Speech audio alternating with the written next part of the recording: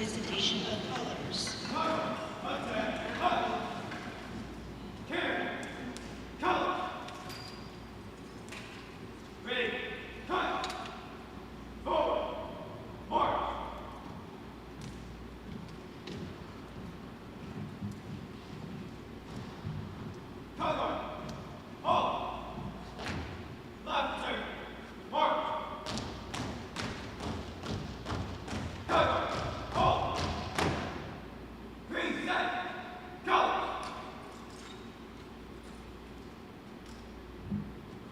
And now please join me in the Pledge of Allegiance. I pledge allegiance to the flag of the United States of America and to the republic for which it stands, one nation, under God, indivisible, with liberty and justice for all. Ready, cut, right turn, mark. Forward, march.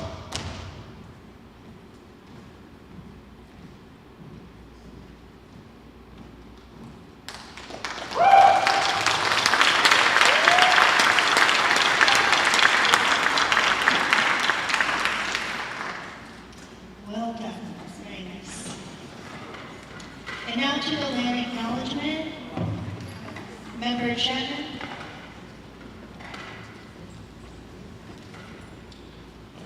Tolleson Union High School District serves 14,000 students with 15 indigenous communities represented throughout our 7 high schools.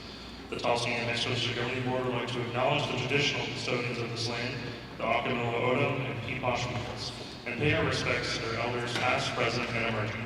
We recognize their enduring connection to this land, their rich culture and language, and the valuable contributions they have made and continue to make in our community.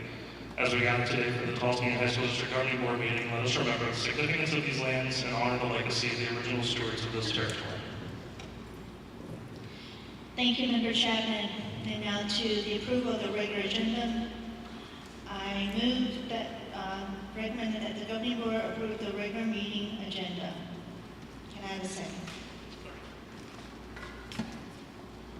Roll call, please. Dr. Luna Najera? No. Mr. Del Palacio? Yes. Mr. Ortega Romero? Yes. Mr. Chapman? Yes. Yes.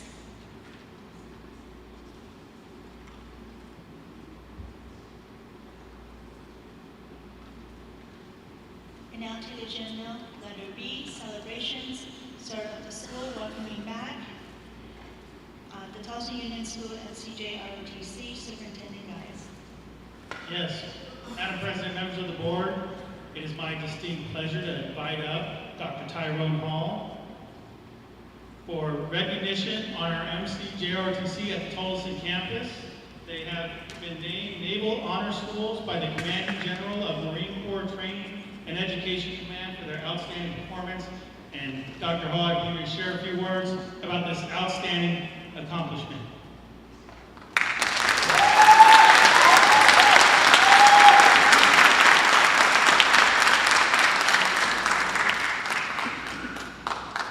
Good evening. So we'll give the students a second to get up here because this is really their award. It's really all about them. This award reflects countless hours by our students in the community, working hard. That's in addition to the class. That's in addition to events like what we just experienced, the color runs that they do week in, week out, holidays, Eloy, Glendale, Sun Valley East, Sun Valley West. They're all over this community performing marvelously on behalf of the Tolleson community. So this award reflects the global conduct of assessing all the GRTC programs, right? They're in Japan, they're in Guam, Hawaii, East Coast to West Coast, everything in between. And they only select the very, very best programs. And Tolleson Union High School, the Marine Corps GRTC, is one of the best programs nationwide.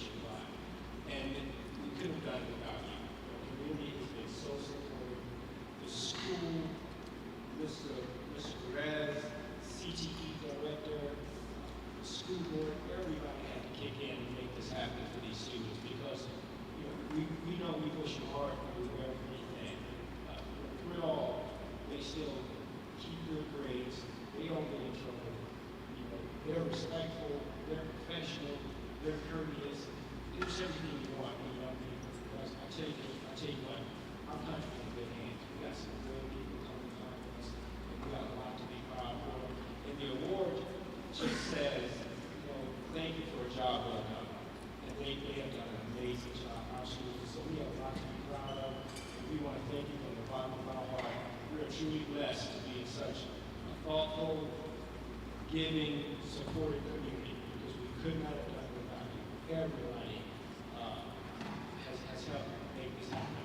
These kids are very, very important. And so we want to thank you and appreciate you for all your support and ask that you continue to support us and help us even do better and assist more students to be a part of this. Thank you.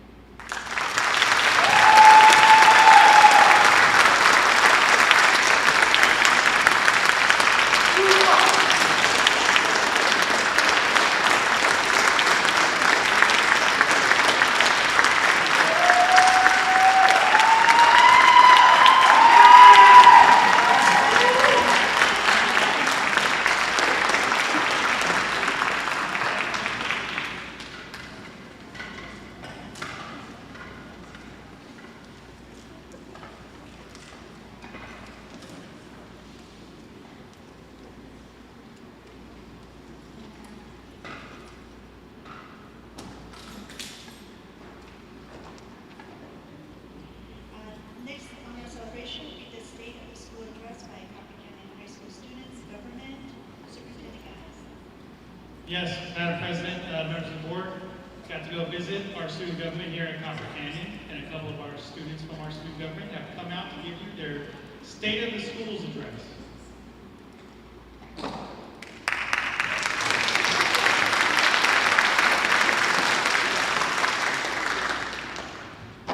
Good afternoon. I'm Daniela Perez. I'm Copper Canyon's student body president. I want to thank you for taking the time to meet with us. We really appreciate the opportunity to share student feedback and ideas. I love Copper Canyon because of the community here and all of the memories and friends that I've made. Just today I went to a spirit conference. It was so fun. I love the memories I made, and I know that these memories will last me a lifetime. One thing that I wanted to celebrate is going to be our homecoming carnival coming up on October 16th from 3:30 to 6:30. So I would love for all you guys to come. It's open to the public. Please come and show your support. And an issue that we'd like to bring up today would be putting up industrial fans outside for our cafeteria where people or students sit outside. We know that I believe it's West Point who has those same industrial fans, and I've noticed the incredible difference it is to have those fans because it's really hot, especially in these times. And we believe that this would be an effective way to improve our students' comfort. Good afternoon, everyone. My name is Torres. I am the student body vice president of Copper Canyon High School. So, first and foremost, I would like to show students have adapted to the new school. They've actually accustomed to it. So, at first, we had a lot of feedback, but after time, we've had students getting used to it and comprehending that there's nothing that the world can do about it since it's a state law. Also, we've got additional security since we are understaffed here at Copper Canyon with security, so we would like extra security. Really good.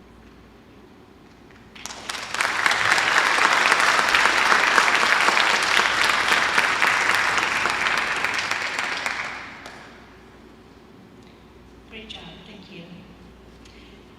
And now to the school leadership department. Dr. Aaron Schwartz, our executive director of school leadership, will celebrate his department. Good afternoon, President Sun, President Chapman, School Board, Superintendent, So, our celebration is yet to come as the school leadership department. We'll celebrate when we see more of our schools earning A labels and increase the achievement of our district. However,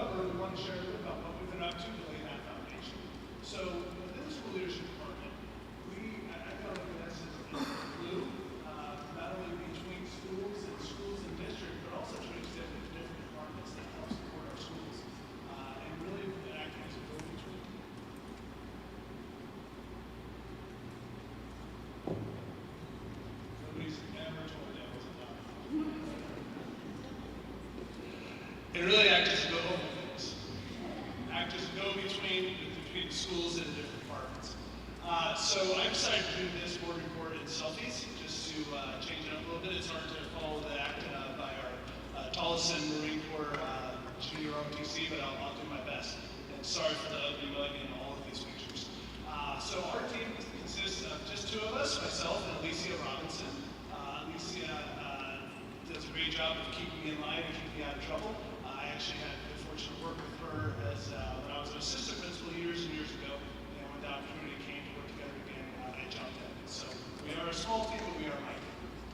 A couple of things that we've been doing is being out and around schools, working with our schools as far as parent pickup, parent drop-off, bus drop-off.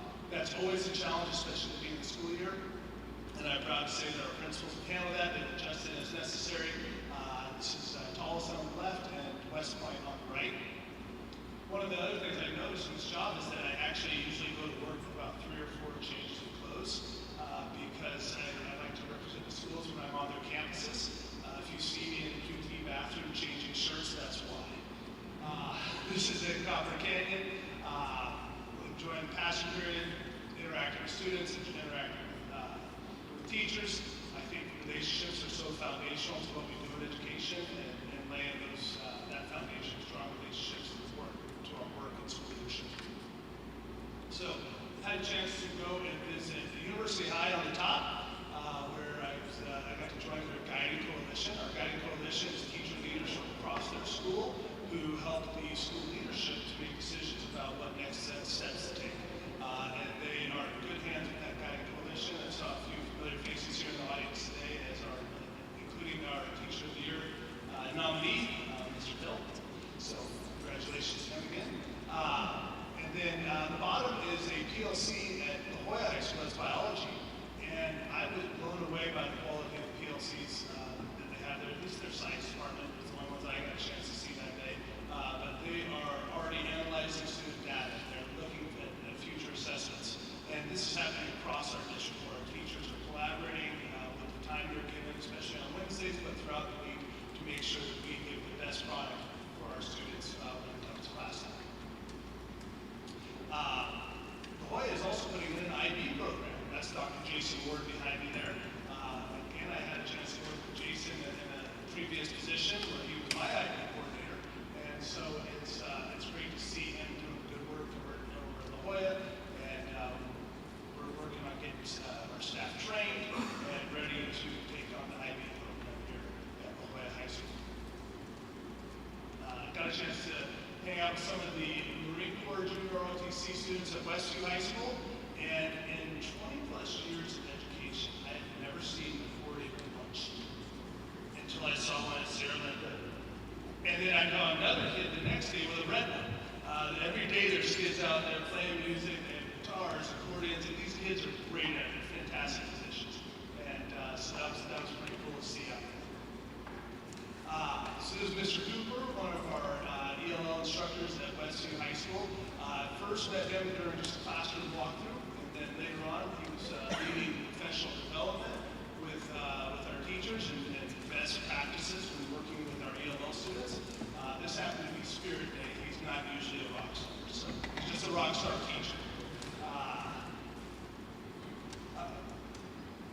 There we go.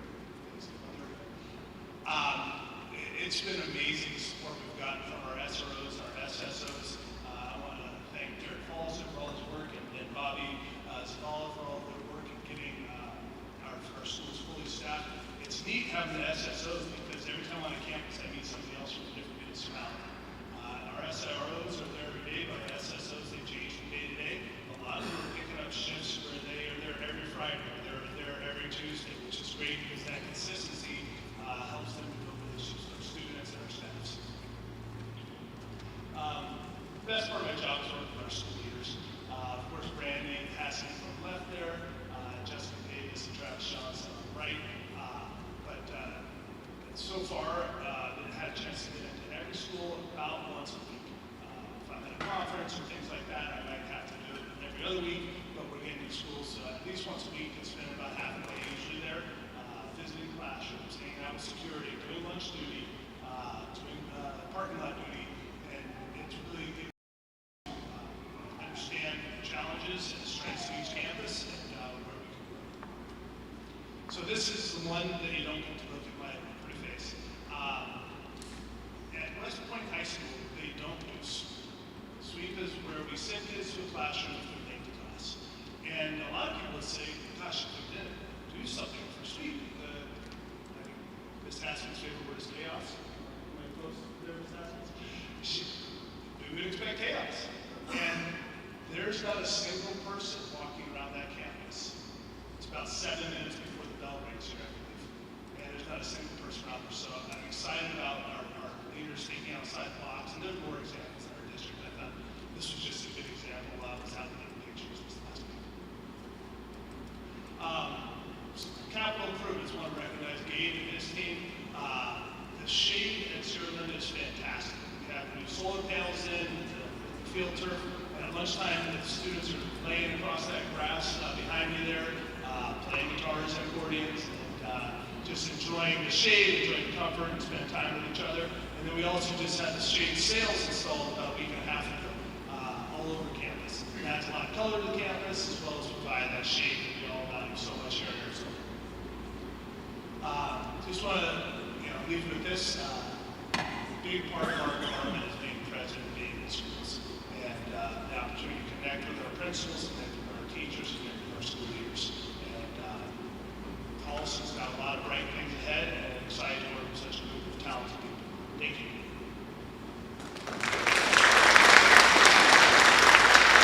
Thank you, Dr. Adam Shores. Just a comment on your presentation. You are aware that we have a PR department that can help you take these pictures. So I would strongly suggest to reach out to them next time when you have your presentation. Otherwise, well done. Thank you so much. Thank you. And now to the summary events update from our superintendent guys. Yes, Madam President, members of the board.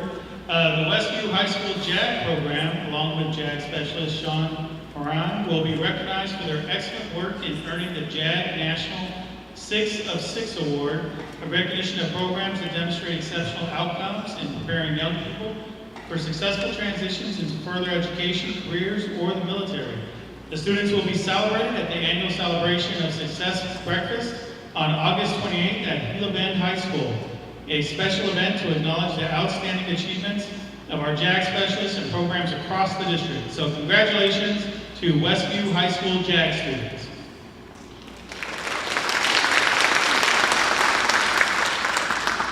And as many of you know by now, our very own University High School teacher, Tyler Hill, has been nominated as one of the finalists for Arizona's Teacher of the Year Award. We're helping Mr. Hill on his campaign. As you can see, our podcast that we recorded just the other day is now available under the Education Exchange. A couple of his students came on the podcast prior to Mr. Hill entering the room, and we got to ask them questions about Mr. Hill, and really it was the tagline at the end that said it all. One of the students had pointed out, he's always telling us, and so now we want to tell him, change the world, Mr. Hill, change the world. So great podcast, you can go check it out.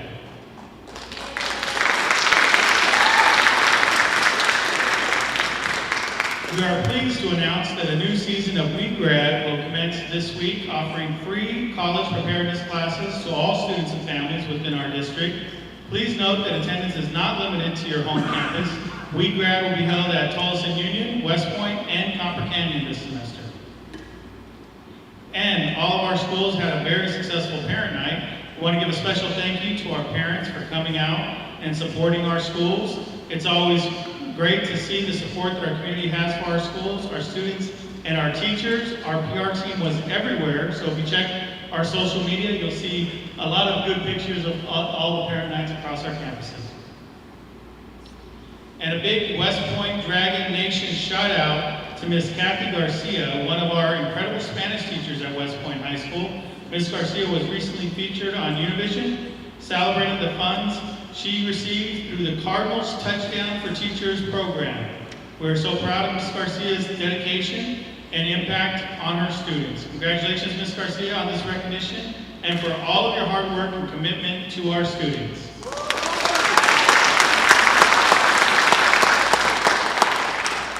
The rivalry between Tolleson Union and Agua Fria High School will take on a whole nother level this year as the two schools have a canned food drive challenge going on between them as well. It's all for a good cause as both schools look to tackle hunger. The competition goes through August 27th at 4 p.m. The top class wins free game entry and a pizza party, plus bragging rights against their biggest rivals. So stay tuned to see which school wins, and let's take down the house looking for a good game from our Wolverines. And check out the West Point High School's new t-shirts. The front of the shirt says Control, Alt, Ignite, as the school theme this year is Ignite the Fire, which supports the motto, Ignite the Fire Within and Soar Like Dragons. The front office staff has remodeled these new shirts that are now released to be worn around campus. And as previously mentioned, making the rounds around Stugo. So one more time, I want to recognize our Stugo students from Copper Canyon for coming out and sharing some of the stuff that they've been bringing up in our conversations. As you've seen around the campus with some of the remodels that we've been doing from the quads and some of the other changes we've been making to the campuses, a lot of those ideas were generated in Stugo classes as we have our discussions with them each year. So just want to give one more round of applause for our students for coming out and sharing.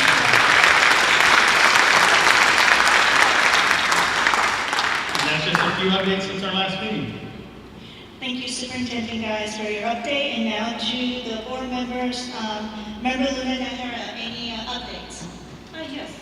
I want to take a moment to thank all the teachers, staff, our administrators, our principals, and our parents for welcoming back our students and doing a great job in terms of getting them in safely. I know that the first few weeks of school are always a challenge as our new students and our returning students get used to the flow of getting to school on time. And so I appreciate everybody's dedication, making sure our kids are ready to learn, and I appreciate you for choosing Tolleson Union High School District. I also want to just discuss briefly the situation that happened in our neighboring school district. I'm saddened by the recent loss of the Maryville student, and I offer my sincere, heartfelt condolences during this difficult time. The pain of losing a student of your school is felt by all, and I share you in mourning. I join you in mourning your student. My thoughts are with the students, the family, the staff, the community, and everybody who's affected. And I respectfully ask that we offer a moment of silence for our neighboring school district in Maryville High School.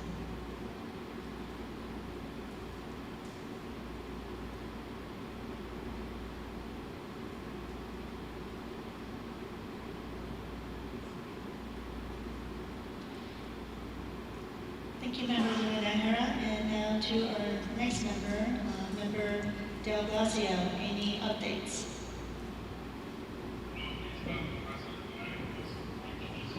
Students came and presented an update. I look forward to seeing other student groups from our other campuses also come and provide updates. It's always great to have our young leaders come and talk about the transformation and things that they're doing on campus. I also want to take this time to recognize again the outstanding leadership of Dr. Hall and all of our cadets and the Charles and their families, their school community. Honestly, achieving this honor places our program amongst the best in the nation, highlights the values of discipline, leadership, and service that our students demonstrate every single day. So, I'm not sure Dr. Hall is still doing well, but I thank him. I thank the board's mentorship and guidance that he provides to our students as well as his staff. And to the cadets, we're sure proud of your accomplishments and the example you set for your peers. This is such a tremendous achievement that should make some sincere congratulations on behalf. Thank you, Member Del Blasio, for your no update. And now to Member Miguel Ortega. I don't have an update right now, thank you. And now to our Vice President Chapman. I also want to thanking, appreciating our staff across the district. Almost done with month one. Things are going well as our first day of school, as I mentioned before previously. I appreciate the welcoming all of our students. And I've seen that the burrito throwing for our students that are coming in late is kind of expanded beyond to multiple campuses to make sure our students are getting breakfast in the morning, which again is free. Our breakfast and lunch is fairly free for all students. And with that, I just want to continue to say thank you for the start of the school year. I think as we've already celebrated, there's some amazing things already at the start of the year, and certainly more to come. Thank you, Member Chapman. And I just want to echo the statement and sentiment to our neighboring district. We not only share their loss of their student in the Maryville High School District, it's very unfortunate, but words are not enough. We have to have action. And you will have our words that whenever there is a need from our neighboring district, we will be there like we were there for the Isaac District when they were ready to fall apart, and we will be able to assist and help them. We need to continue to be expressing brotherly love and unconditional support where we can and legally provide. Moving forward, we need to focus on our students so that we can have student outcomes. We welcome them back, and not all of them were able to come back in fear of what is going on in this political atmosphere. But I do appreciate and forever be grateful for the staffs, the teachers that chose to come back. You guys are the true warriors. You guys are the true angels that are there to help our students. We're here just to, give the best support that we can, but we know the front line, the work, the dedication, and the protection for our students is you guys. So thank you for coming back. We look forward to this year. And again, we are an open door, so don't be afraid to come forward with concerns or questions. So with that said, we will now move to the next agenda item, public participation. And I have about 15-ish. I usually like to cut it down to the timing allowed from 3 minutes to 2 minutes, because this way we can keep it within 1 hour. And before we proceed, I would like to read a disclaimer. All regular special meetings of the board shall be open to the public. The board invites the viewpoints of citizens throughout the district and considers the responsible presentation of these viewpoints vital to the efficient operation of the district. The board also recognizes its responsibility for the proper governance of the school and therefore the need to conduct its businesses in an orderly, efficient manner. The board therefore established the following procedures to receive input from citizens of the district. Any individual desiring to address the board shall complete a form, request to address the board, and should have given this form to the governing board executive assistant prior to the start of this board meeting. As board president, I shall be responsible for recognizing speakers, maintaining proper order, and adhering to any time limit set. Questions requiring investigation shall be referred to the superintendent for later report to the board. Questions or comments on matters that are currently under legal review will not receive a response. If considered necessary, as president, I shall set a time limit on the length of the comment period in order to ensure that each individual has an opportunity to address the board. I may also set a time limit for the individual speaker. I hereby set the time limit to 2 minutes per speaker. No one may approach the dais to speak with board members, the superintendent, or the administrative assistant without the board president's permission, whether before, during, after, or intermittently in the meeting. Anyone wishing to speak with those on the dais must first obtain approval from the board president. Granted, members of the board may approach the audience at their discretion to speak with anyone in the audience. Personal attacks upon board members, staff personnel, or other persons in attendance, or absent by individuals who address the board or are discouraged. Presenters, you are cautioned that statements or representation concerning others that convey an unjustly unfavorable impression may subject the presenter to civil action for defamation.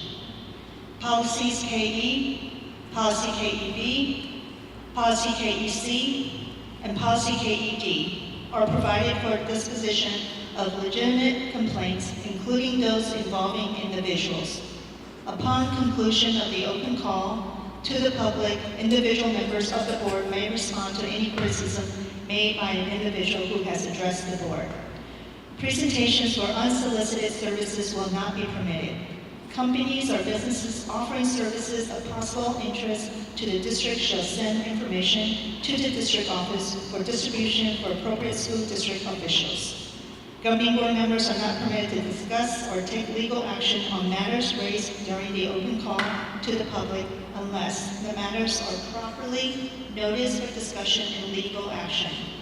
However, the law permits governing board members do the following at the conclusion of the open call to the public. A, respond to criticism made by those who have addressed the governing board. B, ask staff to review a matter. Or C, ask that a matter be put on a future agenda. As a disclaimer, this public participation comment was brought to you by the previous board members. And I appreciate this new formality that I will adopt moving forward. And now, when your name is called, please approach to the podium. Karen Perker.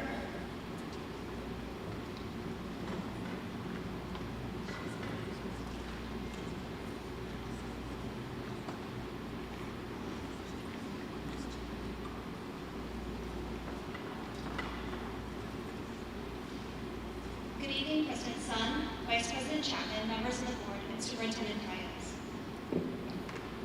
I'm standing here with teachers from Sierra Linda, and I would like to take a moment to speak about the 2025 bond and override. I'm concerned in particular about a group that is here actively campaigning against it and spreading this information on social media. My students deserve better than this. My students deserve the programs and people that the bond and override will fund. They do not deserve the months-long campaign that has been going on to undermine the district's progress. I understand that this group, CSA, includes former administrators and board members. The thing is that I've been a teacher in this district for 15 years, and I have never heard of that group until now. I did see them back in the day when I was buying my own copy paper to print worksheets for my students, and I did see them here when my school dropped down to a D letter grade one year. But now that my school is on the rise, now that our district has all A and B schools, now that we have the best credit rating in the state, now this group is here. My students deserve better. The students from Tolleson High who were at the last meeting deserve better. Misinformation and attacks won't build Tolleson a new gym, but money from the bond and override will. We are already dealing with so much insecurity about federal funding. We should be coming together as a community for the sake of our students. If you want to protect their future, then fund it. Over the years, I have seen substantial investments in facilities, programs, and security. I've even had the district pay for supplies for my classroom, which I never would have expected when I first started here. This is all thanks to our district consistently passing its bonds and overrides. As a teacher, I want my students to have access to the best education possible. Isn't that something we all can agree on? Thank you.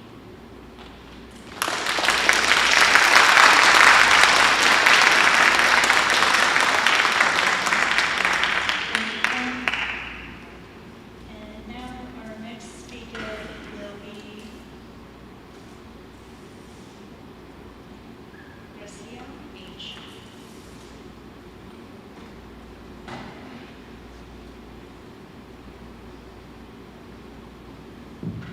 Good evening. My name is Garcia. I'm a senior and a cadet at Tolleson Union High School and with the MCG Autistic Program. I'm here to talk about Tolleson. Tolleson has helped me become a better person than I am, and people that I met in school, the teachers that were able to help me a lot to be here today. I'm here to talk about some issues that I've experienced at school, starting off with one exit and one entrance at our school. I understand that there is a lot of construction happening at our school, but I feel like it would be more ethical to have an opening for an extra opening for our students to come in and out. Because with all the traffic jam and everything going on, this is very unsafe for everyone. This can cause crashes and can even delay for kids to get to school, even with kids that want to learn. As I myself, I love to go to school. On top of that, I feel like we should have enough funding. If we have enough funding to buy new cameras and send money to new schools and everything. I also want to talk about our NCGRTC program with our funding. We have our own funding and we have to raise our own money. And it's good to have ads that they let us be in to spread awareness about our program. But I feel like if we have to raise our own funding, I feel like it's unacceptable if we have to go through a whole process through the school board for other participation activities that we have to do. On top of that, with the school policy with the phones, I feel like yes, I understand that we have to keep our phones in, but I feel like for unethical, especially when we have to go to lockdown, I feel like it would cause a distraction whenever it's a serious situation. I feel like it would put us in danger, and on top of that, we would, in serious situations, we can't even alert our families. Thank you.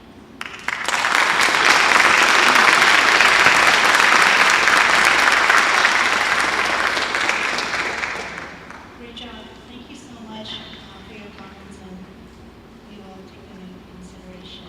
Again, thank you. Well done.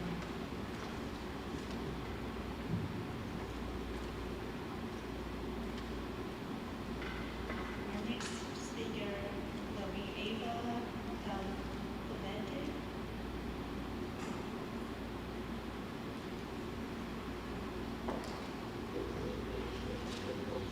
Please state your name. Good evening, members of the governing board. My name is Eva Flower Moreno, and I'm here speaking out of my own will. So, I'm currently a junior at Tolleson High School and a proud folklorico dancer for both the community and my school. I come here today to speak on some issues in my school because there will always be issues in every school. Before I do, I'd like to thank my principal, Principal Perez, for the positive changes he's made to my school, for opening up the cafeteria and adding soap in the women's bathrooms. One thing I'd like to speak on is the metal detectors. As I said last time I was here, I had heard from a few teachers at school that they will be adding metal detectors to our campus and other Tolleson district campuses. As we know, Maryville recently has an incident with two students where the boys had an altercation leading to one student passing away. I would assume that these metal detectors are somewhat maybe similar or maybe the same make and model of what we might use. So, how are we supposed to trust these metal detectors if they couldn't protect Michael? Why are we spending on something that we can't trust and could put us students in danger? Also, overcrowding in the cafeteria. As you know, Tolleson recently opened their cafeteria after a long wait for renovation. With this comes long waits for food and even running out of food sometimes. We are still having issues with the cafeteria even when the cafeteria is fully open. It takes me, personally, about 10 to 15 minutes to get my food. And apparently, A lunch is faster than B lunch. So I can't imagine how long it takes for them to get food. We need a better way to manage the lunch for all students to get food on time. And as long as I'm a student and member of this school and community, I will hold this board to the highest standards and quality for students like me. Thank you.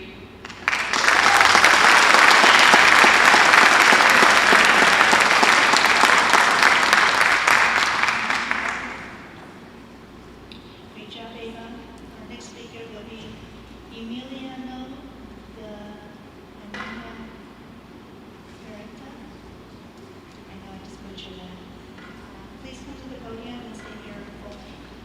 name is Emiliano Huerta. I'm a senior at Tolleson Union High School. At the moment, there are multiple issues plaguing my school. Despite having the highest grade point average in my entire class, I feel disappointed and feel terrible every time I come to school. My school is not, I thrive in spite of my school, not because of it. There is constant issues. At the moment, my biggest issue is the congestion that students are facing. Only having one entrance and exit is going to become far worse with metal detectors being installed, further increasing congestion. There are multiple opportunities that I know are available to open up other gates and make it easier for more students to be able to enter quicker. Multiple of my friends have to change their 5-minute walks over 20-minute walks due to this one simple change that has been implemented. I do understand that there is construction going on, but that doesn't change the fact that there are solutions to this that have been ignored. Again, cafeteria is another major issue for all students. We're having to deal with 100+ degree heat outside with no way to cool off. I understand the cafeteria is now open, but space inside is limited. There is no reason why students should be forced to be outside in the heat, and only select few are allowed to be inside. Moving on from that, back to the congestion, we need to find a way to improve it overall for all students. There has been improvement in getting in and out of school from traffic, but there's still issues. I have still had to wait over 20 minutes to leave school campus, and it's just a continuous issue overall. I want the school board to understand that what I'm asking for is just very simple changes that would help the students, which is supposed to be a priority. I implore you guys to try to think of your students first before your partners. Thank you.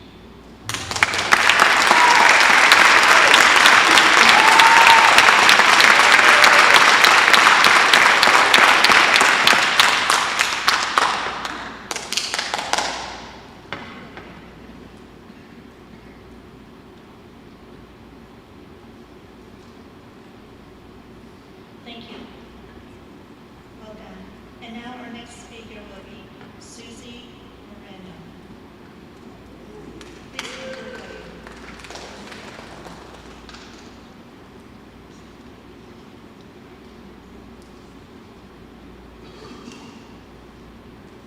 Thank you. My name is Susie Moreno, and I wasn't planning on attending tonight.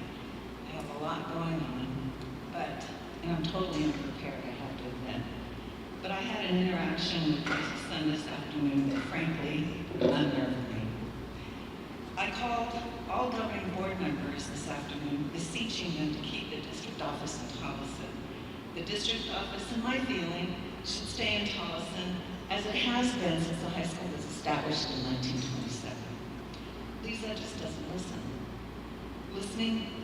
Instead bombarding me with lame excuses meant to justify spending money and moving the district office to Glendale. I don't think I'm out of line stating that many Tolleson residents live on limited incomes and are appalled at your wild spending. A reminder now that part of your job includes listening to your constituents. Know that I mean all board members, I don't mean to ignore you. I've witnessed Lisa's belligerent and condescending behavior before, but I didn't think she would ever direct it at a constituent.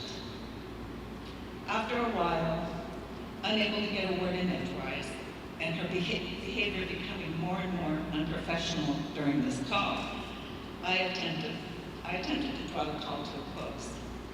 Lisa beat me to it by calling me an elitist and accusing me of spreading lies.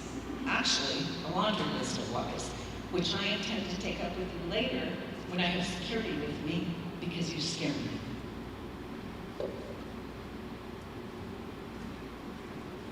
What kind of leadership is this? You board members are elected and you answer to your constituents. This board leader of yours, who was on the verge of being expelled by the Arizona State Legislature due to her behavior and abuse of power, but instead resigned in disgrace, continues to behave with disdain with those who oppose her or disagree with her. Son threatened to kill a City of Tolleson employee, according to witness testimony at an Arizona House Ethics Committee hearing in 2024. She has an order against her and is not allowed at City Hall or around these employees in public space. cases. I understand that. So let's talk about elitism. You call me an elitist. Who is going around wasting taxpayer dollars on their whims, such as $7 million on 7 acres in Glendale?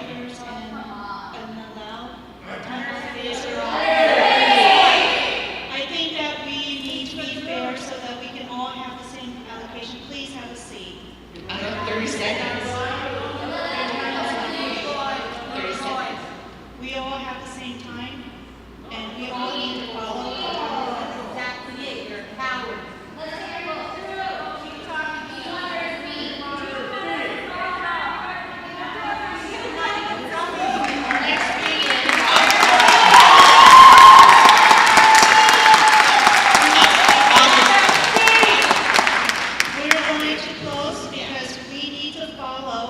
The rules that is set Like you do. for this basketball jurisdiction. We can have the next speaker. Let me just close. No, you need to have a seat. Shame on you. Shame on you.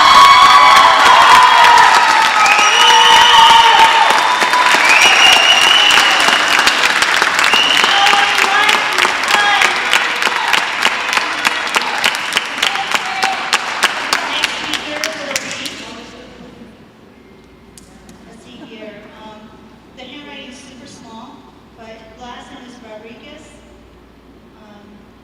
Is it Julian?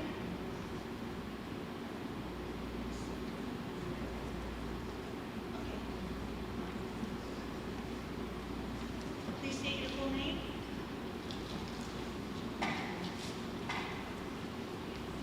Good afternoon, Superintendent, members of the board. My name is Julian Rodriguez, and I'm a sophomore at University High School. I've come before you today because I find it deeply concerning and honestly disappointing that students feel compelled to speak out against adults entrusted with making responsible decisions for educational and well-being. The decisions being, you were elected to serve the students and broader community, yet recent actions by this board suggest priorities that doesn't reflect that responsibility. The decisions being made appear to be driven less by what is best for the students and more by personal agendas, control, and misleading information. The proposed relocation of the district office is struggling. The current district office is only 7 years old and in perfectly good condition. Yet, this board is proposing to spend $13 million on a new office. For what reason? From my perspective, it looks like these decisions are being made based on damaged relationships with the city of Tolleson, rather than on student needs. That is not leadership, that is pettiness. It should not be up to the students to remind adults on their most basic duty, to represent, protect, and uplift the young people in their care. Let me be clear, us students are not able to vote, but we are not voiceless. We won't stop until our voices are heard. It is time for the board to listen. It is time for accountability, and it is time for action. Thank you.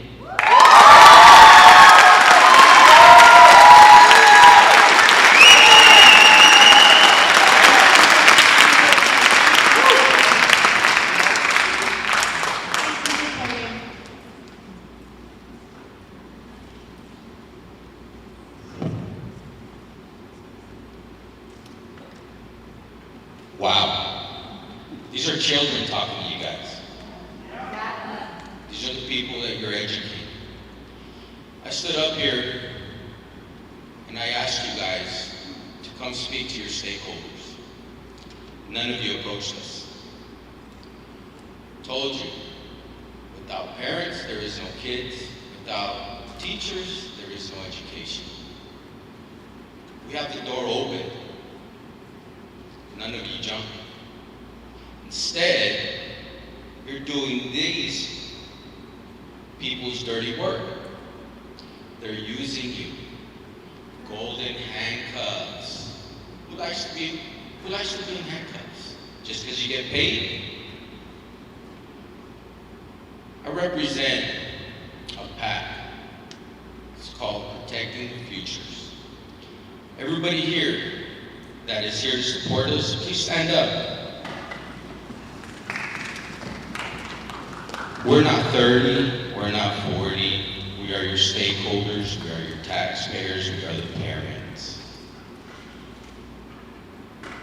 We will remove you guys.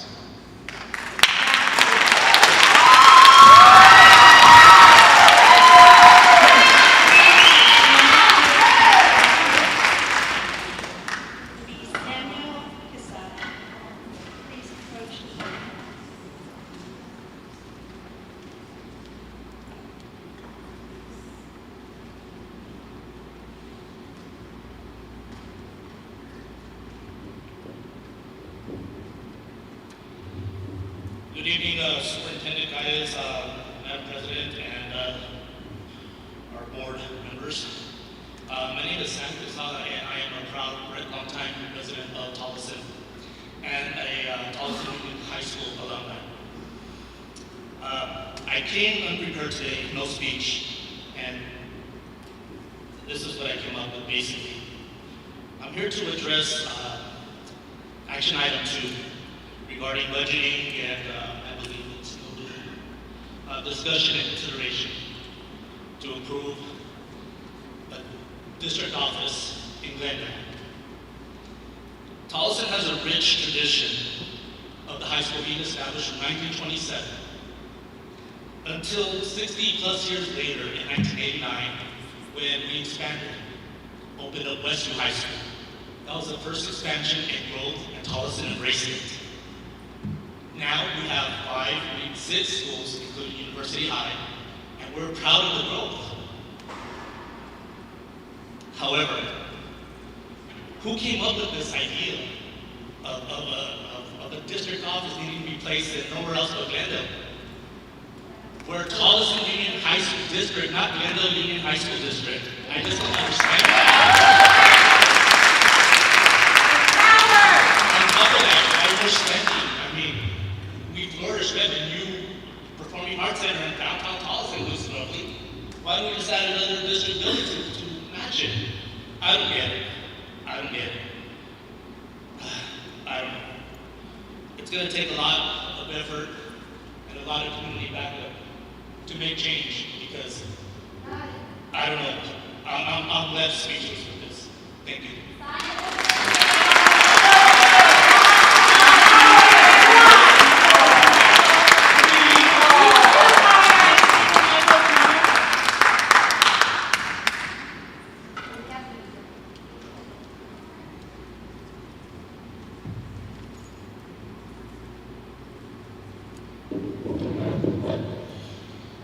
Thank you, President Sun, P.D. Chapman, board members, as well as Superintendent Calles. My name is Michael Connor. I've been a member of this district for over 14 years. When I first moved to Arizona, I lived on 9 Block. I bought my very first house. Been a member of the community for over 20 years. At the end of the day, I don't like coming up and hearing all this information coming out from this group of Tolleson residents. We are called the Tolleson Union High School District, but we've got 5 schools, not in Tolleson. We only have 1 in Tolleson. We have as many high schools in Glendale as we do in Tolleson. We've got 3 going on 4 high schools in Wayne Avenue. Yes, we are the Tolleson Union High School District, but we might as well be the Avondale Union High School District. I already have one, all 3 of them. So I do want to address one of the speakers saying the teachers haven't come to stakeholders. There's a reason for that. You came out the gate and said you met with teachers, you met with us. Yet that group has never met the largest organization that exists.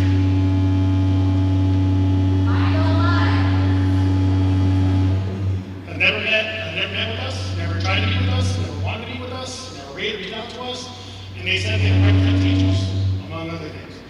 So at the end of the day, it's simply this. They've come up and made a bunch of lies. They said we don't have curriculum. Today you're going to see the massive amount of curriculum that we've got going on in this district. An entire department, a team of dedicated professionals to do nothing but create curriculum regularly. I've heard people say that the superintendent stole $10 million. That's how this all started back last year. There's no $10 million he was responding with.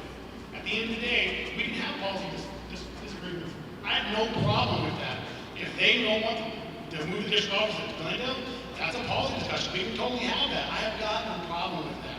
If they don't want us to spend money bailing out their districts. That's a policy discussion. I'm okay with that. But the moment you go after a bond and an overlay, the moment you say that, hey, we don't want to pay for things like after-school education, we don't want to pay for our students to have free lunches every single day, breakfast, lunch, and supper, that's a problem. If you want to go after the board members, that's a political thing, go right ahead. I've got no issues with that. But just don't lie.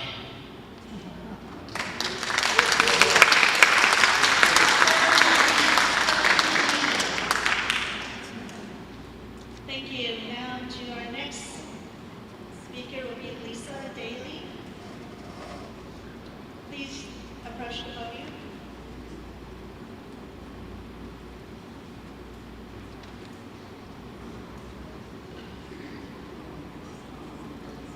And also Sophia and Cruz, if they can join you so they can just. Well, they have their own thing to say. Their students can be but they can so so I they don't. can come down to it. So they'll have their chance. I just want them to just stand up so that I don't have to call them again. Thank you. All right. So, my name is Lisa Daly, and yes, these are my twins. And if anybody who has teenagers, they do their own thing. Nobody coerces them into saying anything. That's besides the point. First and foremost, I want to thank Principal Perez for listening to my concerns as a parent at Tolleson School and taking care of all of my concerns with the heat and whatnot the next day. He contacted me like he said he would, and he followed through with everything. Really here tonight for two reasons. One is the safety of the students, for my students and all students, and teachers. Because of what happened at Maryville, I know that Tolleson already paid, the district already paid $10 million for metal detectors. Well, it's now been shown that those don't protect anybody based on what happened recently. That put a lot of fear in me as a parent, and along with, it can be the same way that student brought in that knife, he found a way to bring it in, guns can be brought in also. The other thing is the waste of spending to purchase land for a new district office, right? I don't understand why this is being done when the office, district office now is new. I'm just trying to get the best education for my students. I would hope that money, that millions of dollars will be spent on curriculum and after school activities and lunch like it's already been doing, which is I'm very thankful for. I just don't understand why, as an educated person myself, I have a master's degree, and I recently understood that the superintendent only has a bachelor's degree that's not in education. So I don't know if that's a reason why he doesn't put more money into education and making sure that our test scores and kids can read and do math better. I would hope that my kids can read at a 4th grade level. Do we have problems? Yes, because no kid is perfect. They struggle just like any other kids. With that, that's all I have to say.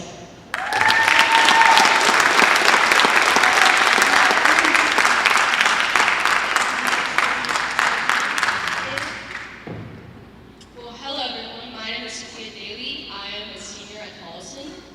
And I would first like to say that CSA did not have a student speak up. We spoke up on our own time, our own words, our own management. So they didn't bring us here, we brought ourselves.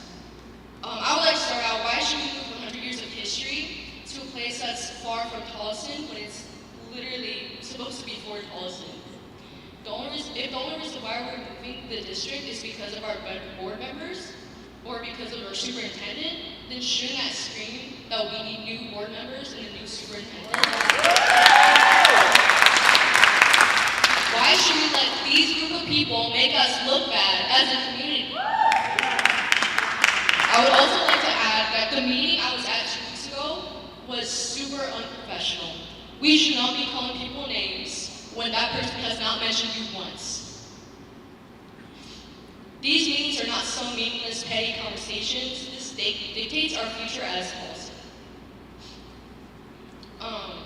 Why is money being spent supporting school districts that don't even feed into TUHSD when the funding can be used to fund the upkeep and upgrades needed on TUHD campuses?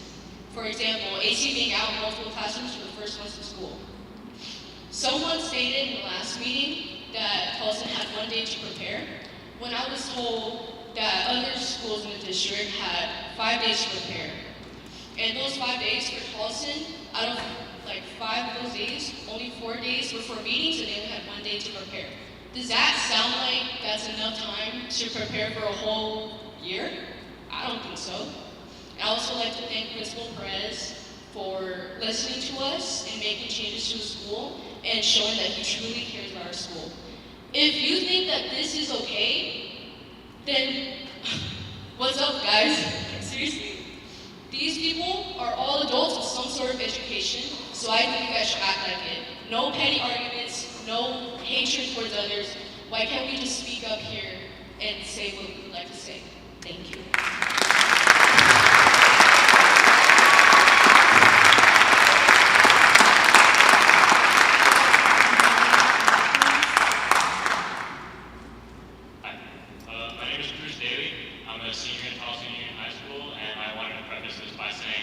Nobody asked me to come up here. Nobody told me what to say. No one told my sister what to say. I saw her writing all that herself.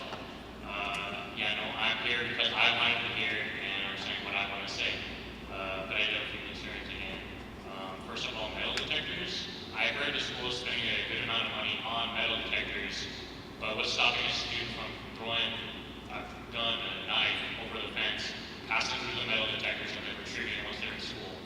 And what if a student's targeted for being metal detectors in the front office? I just think it's not enough safety for the amount of money, based on the amount of money that's being used on there.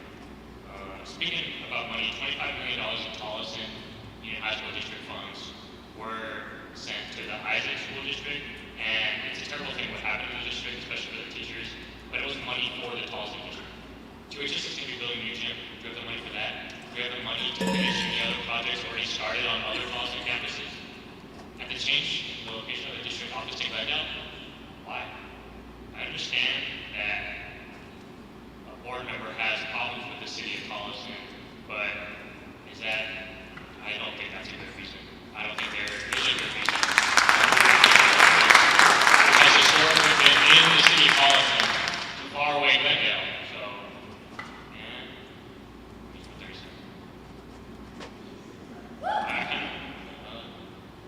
I think that the school board generally, based on what I've heard and what I've seen, the school board in general needs to be more professional. Everyone here is an adult. You guys are adults. They're adults. Just be more professional. Act in the interest of the students and the people you represent. Because when you don't do that, then things like this happen. A bunch of people show up. Students end up coming speaking out against whatever you guys are doing wrong. So, yeah, thank you.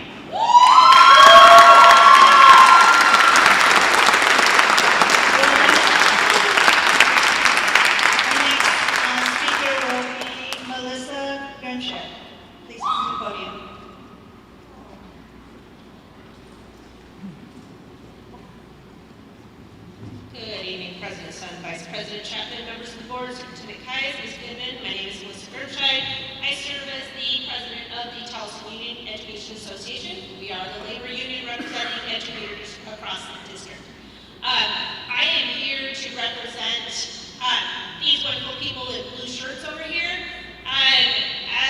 Since we are the union for all educators, we also represent several educators working out of the district office.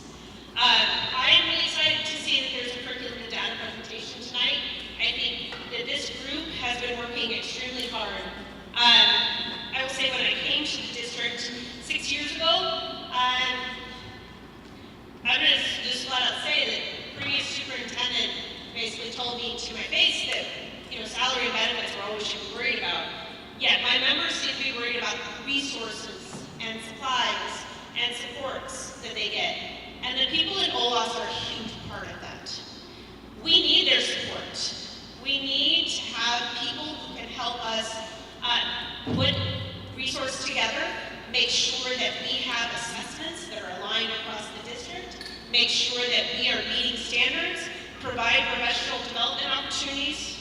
And right now, they are all sandwiched together in storage rooms, storage closets, conference rooms. They just don't have space to provide the supports that are needed. I'm not going to talk about moving the district office, but I will say we do need a new district office. They need a larger space. OLAS needs conference rooms where they can pull in teachers to do the work that is needed to move our district forward. They need spaces so they can have private conversations with vendors, with teachers, with admin throughout the day. They need the space to do their job, to actually spread out instead of elbow to elbow with somebody else in a cubicle. They need to be able to spread things out so they can work and do their jobs. So a new district office is much needed. It's needed to provide support to teachers so we can support students.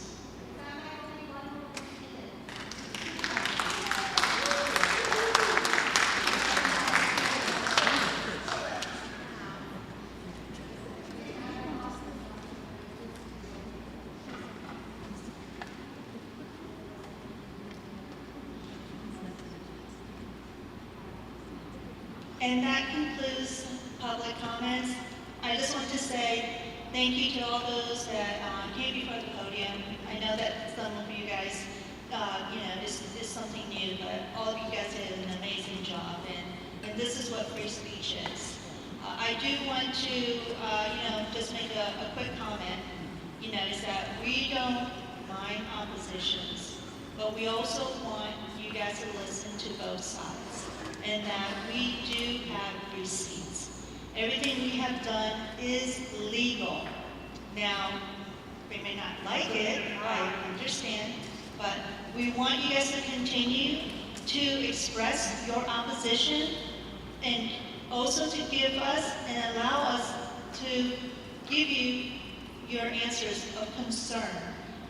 Sometimes when we're having these meetings, legally we are bound not to respond on certain comments and public comments, as we stated earlier in the participation announcement before every public comment takes place.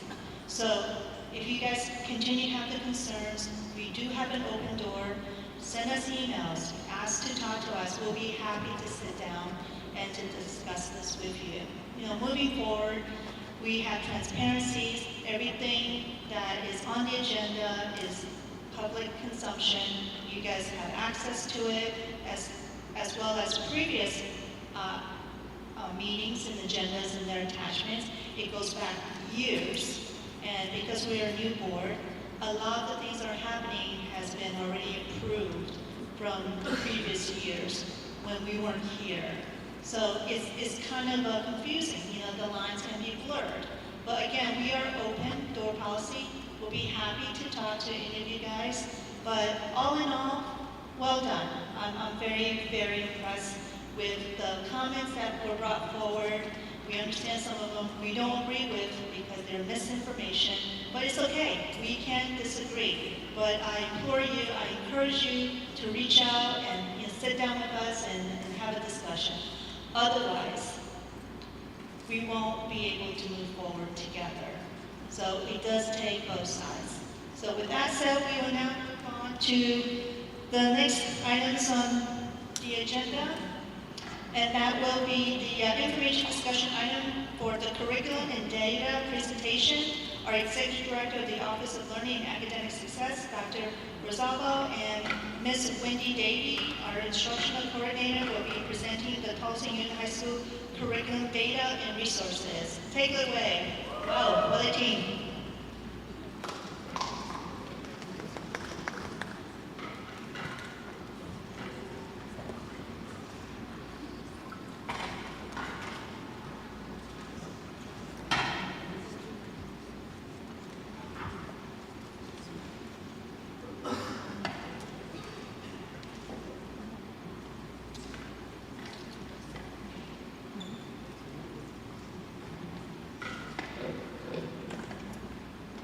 Good evening, President Sun, Vice President Chapman, Board Member, Superintendent Galles. Today, I have the honor of presenting alongside with our ONAS team and teachers on our district curriculum and state data. The first part of our presentation will provide an overview of the ONAS initiatives, and then we'll also highlight our dedicated instructional coordinators and teachers who are leading the curriculum work towards student academic success. The second part of our presentation will be led by Ms. Wendy Davey, who will present on our district state data.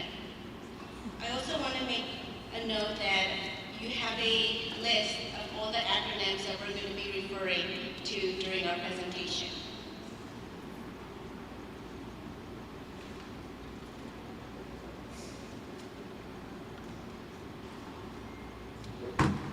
Listed on this slide is our leadership team. The ONA's leadership team collaborates with various stakeholders to ensure that our goals and action steps are aligned with our ONA's vision and commitment. Our ONA's vision and commitment stem from the West End Curriculum Review. We ensure that it supports and it is aligned with the district's mission, vision, and values.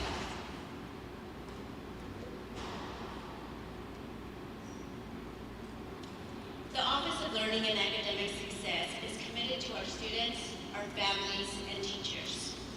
We have a comprehensive approach to educational excellence grounded in these 5 guiding principles: our district strategic goals, recommendations for West Ed, Cognia, Hanover, as well as our 3-year plan with Solution Tree to support our professional learning communities and teams.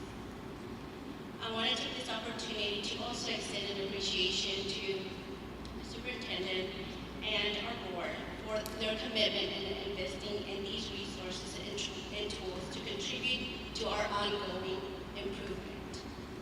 From these 5 guiding principles, we want to focus on, tonight we're going to focus on the West Ed recommendations and the Solution Tree PLC plan. The West Ed Curriculum Review is our framework for continuous improvement. The review began in August 2023 and it continued through May 2024. There were 4 key recommendations, but tonight I want to focus on recommendation 2, which focuses on the curriculum work that will be presented tonight. Our other initiative is the Solution Tree Professional Learning Communities and Team. Our 3-year plan is to improve student outcomes through collaborative efforts. The first year was focused on identifying essential standards. At the end of that first year, all content areas identified essential standards. Year 2 was focused on assessments. We reviewed our current assessment and refined it to ensure that it was valid and reliable. We're entering our 3rd year. Our focus is response to intervention. And we really want to focus on 2 questions. What interventions, how will we respond to our students that do not master those essential standards? So what interventions do we have in place for them? But at the same time, also thinking about our students that show proficiency in those essential standards. How are we extending the learning for them? Our coordinators ensure that we are reviewing annually our essential standards, our assessments, our interventions for continuous improvement. This slide outlines our curriculum definition and its components, which our coordinators embed in the work that they do.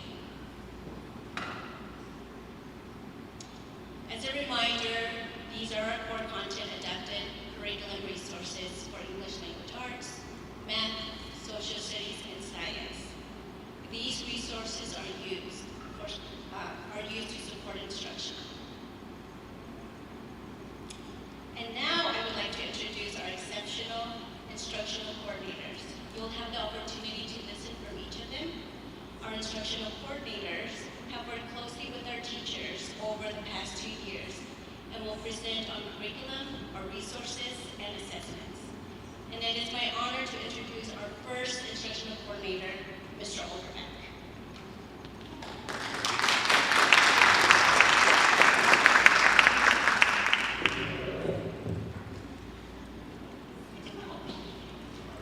President's son, members of the board, Superintendent Ends, my name is Sam Olderbeck, and I'm the instructional coordinator for mathematics here at the Tolleson High School District. stepped into this role in May of 2024 after spending 15 years as a math teacher at both Westview and West Point High School. It's been a rewarding journey, and I'm excited to continue supporting our math teachers in new ways.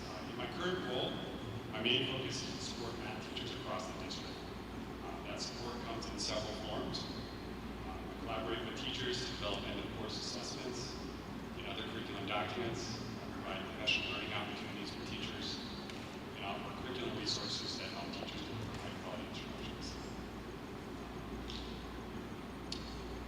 Over the past few summers, we've had 45 teachers from 7 different schools participate in our curriculum writing process. You can see their names on the screen right now. We aim to include at least one teacher from each school for every course we work on during the summer. Their insights and expertise are invaluable.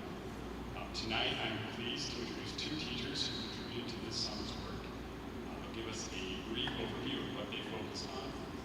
First, we have Greg Hibble from La Jolla High School. Greg. Hello, I'm Greg Hibble from La Jolla High School. This summer, we primarily focused on looking at the essential standards that teachers voted on last year.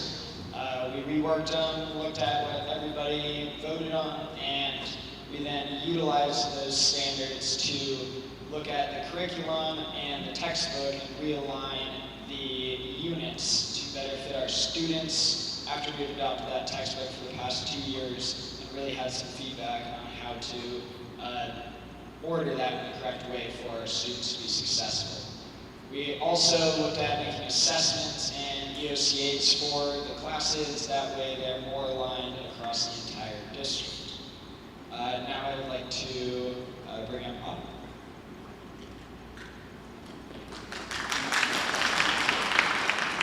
Good evening, board members, President Sun. I am Autumn Woods. I teach at Copper Canyon High School. This last summer, I worked with a group of about 6 teachers, and we reviewed the pre-AP math program for Algebra 1. We looked over and reviewed the data from last semester, or last year's finals, exams, or EOCAs, and then we created a scope and sequence and refined it down to increase the rigor and better align to AP standards and AP classes that go on in the future.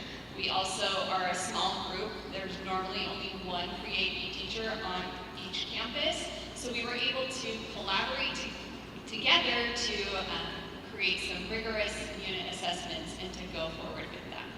Thank you.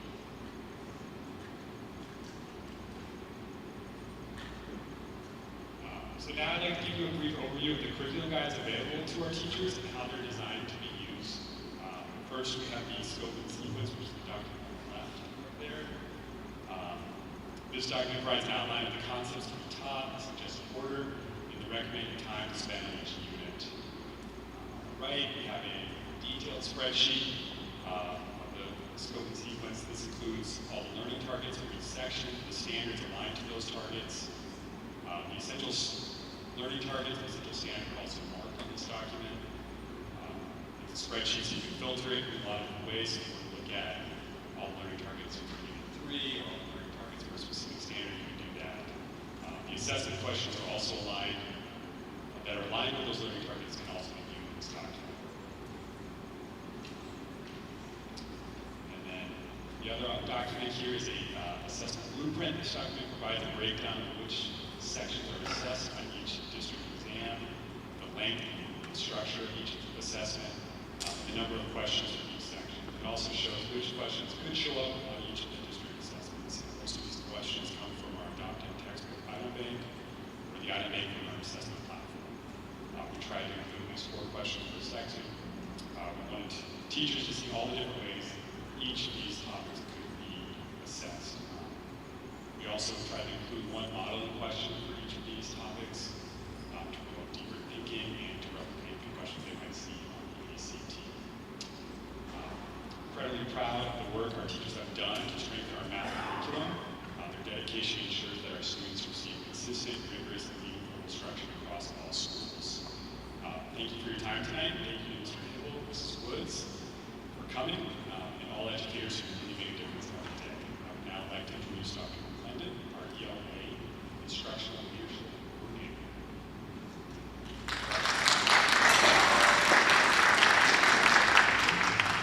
Good evening, President Sun, Vice President Chapman, members of the board, Mr. Calles, Ms. Goodman, and members of the community who come out tonight to learn more about what we do. I'm really excited to be here. 20 years ago today, I was a brand new teacher at Westview High School. And it's been quite a journey to come back around. I've taught also in the Peoria district and in the Dysart district. I've taught all 4 grade levels, worked with ELD students, English language development, dual enrollment, advanced placement, international baccalaureate. And I also quite a background in higher education as well, doing things like supervising student teachers for NAU, co-founding a Master of Fine Arts program for graduate students at a university in Iowa. My most recent job before this was as an instructional designer at Arizona State University, where I've worked with professors who have content knowledge to build out quality instruction for their students in Canvas and in person. So when I found out about the opportunity to come work here, my heart leapt because this community is where it all started for me, and I feel very strongly about doing the best for our students and teachers here. In my role, I primarily support English teachers in helping to provide them with what they need to do quality instruction for our students. We work on our end-of-course assessments and our curriculum documents. We organize professional learning. Right now, we're undergoing an effort to adopt more supplemental texts so that we can have more choices for our students and teachers to read in the classroom. And we're also starting up a brand new committee on literacy to improve our reading outcomes for our students. So the curriculum team that I've been working with consists of 58 teachers from 7 schools. In forming these teams, I also include teachers from exceptional student services and English language acquisition programs so that we can get their perspectives as well. Because at some point we all touch this curriculum, and we need to make sure that our curriculum works for everyone who comes into our classrooms. And so to talk a little bit more about this process, I'd like to invite 2 of my colleagues from the district. We have R.J. Calloway from La Jolla High School and Becky Sears from Westview, who would like to share a little bit about our curriculum development process.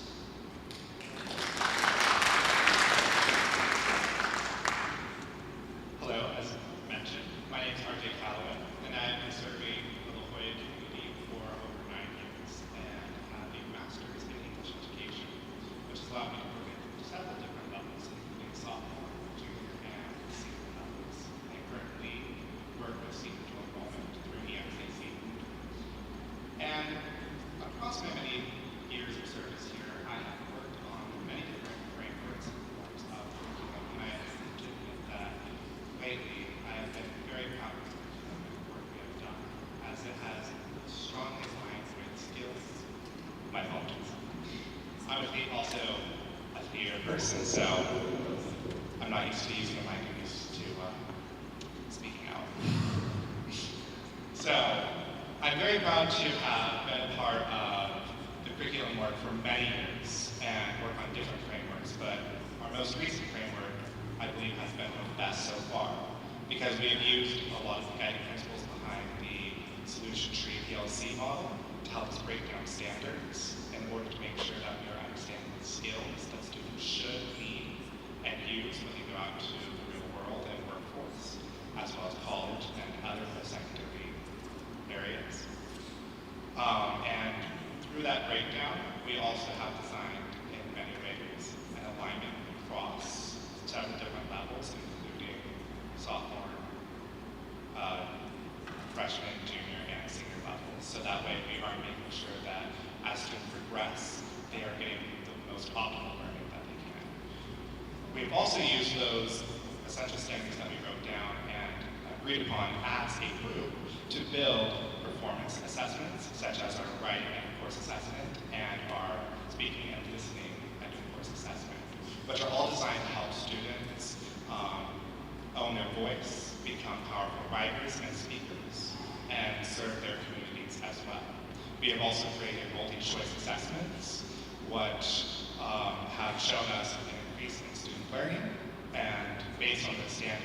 and how they're aligned help us to gauge knowledge and their progression throughout their time at our schools. Thank you. Thank you. I'm Becky Sears at Westfield High School, and as far as our completed curriculum summer work, we spend a lot of time collaboratively looking at our data and looking at feedback from our teachers to make sure that we were redirecting our EOCAs and our performance assessments to best fit our students and their needs, and to make sure that they are able to clearly demonstrate their learning. And we spent a lot of time looking at that data and listening to what teachers have said, working in breakout sessions to make sure that our curriculum is scaffolded for all of our student learners. As mentioned before, we had our ESS teachers, our ELL teachers, we had teachers from our reading department as well, so we can make sure we're focusing on those literacy aspects. And this is a living, breathing document that we are continually going back to and refining and taking teacher input. The protected PLT time on Wednesday PDs is phenomenal for our teachers to be able to work together to make sure that our curriculum is in the best interest of our students and that it is teacher driven. We are not handed a script. We are able to have flexibility that we need to ensure that our students can be successful with these essential standards and that they can demonstrate them in a meaningful way. Thank you.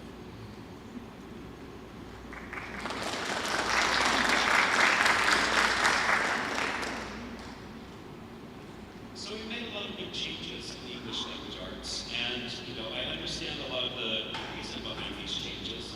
My partner teaches in the district, and so I got to hear what things were like before when everyone was told what to teach on a certain week, which chapter of the book. All the bad things about that class where you just opened the textbook, just blown up to a bigger level. And that's like if I were trying to get to this meeting using Google Maps. And no matter where I started, it took me from downtown Phoenix to here. But if I'm coming from Glendale, if I'm coming from Tolleson, that doesn't work for me as much. So by opening up the curriculum to allow our teachers more autonomy, we're allowing them to adapt to the students who are really in their classroom, instead of sort of an imagination of what who might be in their classroom. So in our essential standards, we're still teaching all of the standards. The essential standards are there to focus our improvement on a few specific areas that we believed were the most important. One of the decisions the committees made was to have everybody do a speaking and listening standard presentation at the end of the school year, because teachers from around the district were saying that's a really important skill for whatever you choose to pursue after high school. So the ELA curriculum is a spiral. You come around and you hit the same standards every year to increase the depth and complexity of them. And so that provides us with many, many text options, many different ways to get to that definition, or to get to that destination. And so that's what our new structure is doing. It's defining the outcomes that we want and allowing the teachers more room to do what they know is right for the students who are in that classroom with them. This all goes through the PLT planning process. They work together, and they make really good decisions because we trust them as professionals to do what they're here to do, which is to do what's right for our students. So we put together a curriculum guide that explains a lot of the committee's reasoning. It goes through the essential standards we chose. It goes through breaking those down into the steps you would need to complete the task to demonstrate your learning in that using Bloom's taxonomy. These resources in the guide are on cognitive complexity for something that the West End Curriculum Review identified. And time again, they're saying, let our teachers make these decisions. So that's what we're trying to do here. So the curriculum guide also includes, descriptions of our assessments, it includes the rubrics that are used to measure student achievement on these assessments so that, you know, the expectations and the goals are really clear for everybody. And so inside that document, which runs about 86 pages, it goes through all of this, and you know, I have to say that, you know, since coming here to work for this district once again, I am just overwhelmed with the level of knowledge and expertise and the amount of caring that I see from the teachers every time I talk to them about what's going on in the classrooms and what's going on with the curriculum. And so, you know, I think that we have here in our new approach to curriculum and ELA and these new curriculum documents something to be really proud of, because we're taking into account, you know, the differences that exist, and that the world is changing all around us, and, you know, working to integrate, you know, new technologies into what we do. It's an exciting time to be here. And just as a footnote, we had new teacher induction this year for all of our new teachers who are joining the district, and all the content coordinators were invited to come meet the new teachers. And I think this is a top shelf high-end problem. We didn't have any new English teachers because so many stayed around, and that's the place where we want to be. So thank you for listening to what we're doing in ELA curriculum, and I hope that you are as proud of our ELA teachers as I am. And now I'd like to introduce Julia Cohen, our associate principal.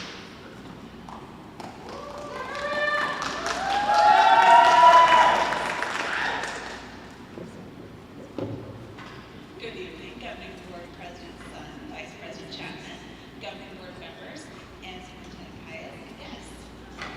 I'm Julia Herman, and I'm our Social Studies Coordinator, and this is my second year at Tolleson. A little background on myself: I spent 25 years in education. During that time, I earned my national award for teaching in the social studies. I was also an instructional coach, an assistant principal for instruction, and also a principal. And during that time, I saw firsthand how strategic curriculum alignment really drives student success. I'm here tonight to share the exciting work happening in the social studies department. As a coordinator, my primary responsibility is supporting our social studies teachers. This is done through collaborative meetings, site visits, professional development, coordinating curriculum documents, and other curricular resources. I'm proud that over the last year, we have updated our curriculum for our teachers, written by our teachers.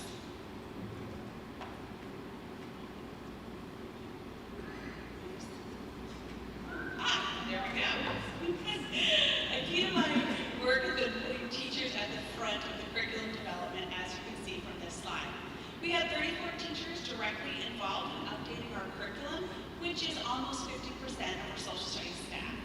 The remaining teachers weren't left out. They were provided multiple opportunities to provide feedback to our curriculum teams, and we consider their input throughout the entire process. Over the course of the year, we used backwards design as we update our curriculum. Here are some of the screenshots of the curriculum documents that are available to all of our teachers currently. To start off our curriculum work, we worked with collaborative teacher teams with representatives from each site, and we identified essential standards, and we created end-of-course assessments that assess students on these essential standards. This summer, we had teacher teams analyzing their own student performance data on these assessments, and they collaboratively made informed adjustments to improve them. We also have aligned proficiency scales for each of our essential standards. In addition to updating our assessments this summer, our teacher teams developed practical semester pacing guides for each course and unit plans for the year. These plans feature unit objectives, essential standards, scope and sequence for each unit, compelling questions, and target vocabulary. This teacher-created curriculum ensures consistency while respecting student needs, individual teacher strengths, and campus differences. As I witnessed last week during our PLT time, teachers are collaborating across the district on this curriculum, student performance, and pulling their resources together and sharing what works best for our students. I would now like Mr. Michael Connor, a government teacher at Rescue, to share his experience on our curriculum team. summer we met 3 separate occasions in my particular team. There was 4 or 5 of us depending on the day we got there. First thing we did was look at our data from our ELCAs to see how our students did on those assessments. And we made sure those assessments were actually assessing the standards that we had selected as essential. Once we made that work, we then turned around and made adjustments based on, number 1, student performance, but student performance on specific agenda, or specific essential standards.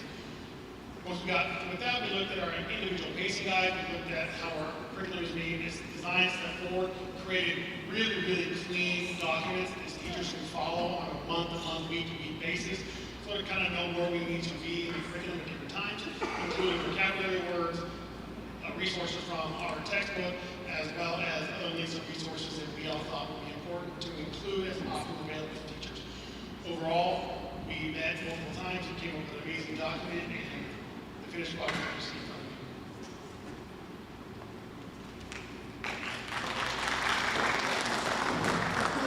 Thank you, Mr. Hall. So, with our teacher-created curriculum foundation in place, we are building on that success. Here are social studies focus goals for the year aligned with the district's strategic goal. Our focus this year remains on inquiry learning, where teachers are incorporating primary source documents to foster inquiry and to develop critical analysis skills.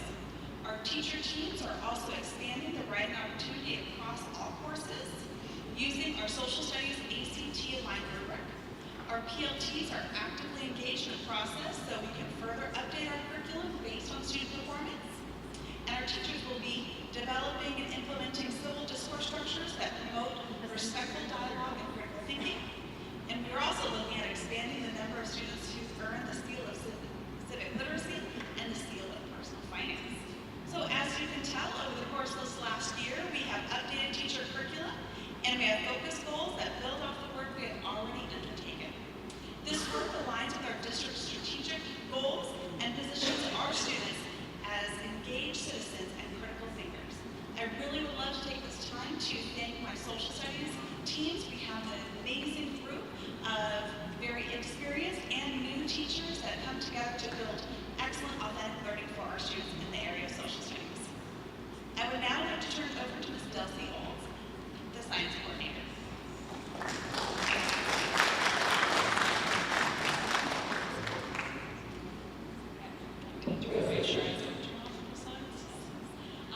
Hi, I'm Delcy Olds. I'm your science coordinator for the district. This is my 14th year in education here at Tolleson. I've previously been a high school biology and AP biology teacher. I was a instructional coach. I have done curriculum specialist work before. I was also an assistant principal, so kind of jack of all trades all over the place, and landed here in the curriculum department and loving it. And just an aside, thank you all so much for being here tonight and learning with us, because I know not everyone is the curriculum nerds that you see in the front row, but you are all here hanging in with us, and we appreciate it. Before I get into a little bit more of the support that I do and what we do around this, I want to bring up our Teacher of the Year finalist, Mr. Tyler Hill, to talk a little bit about his experience in curriculum.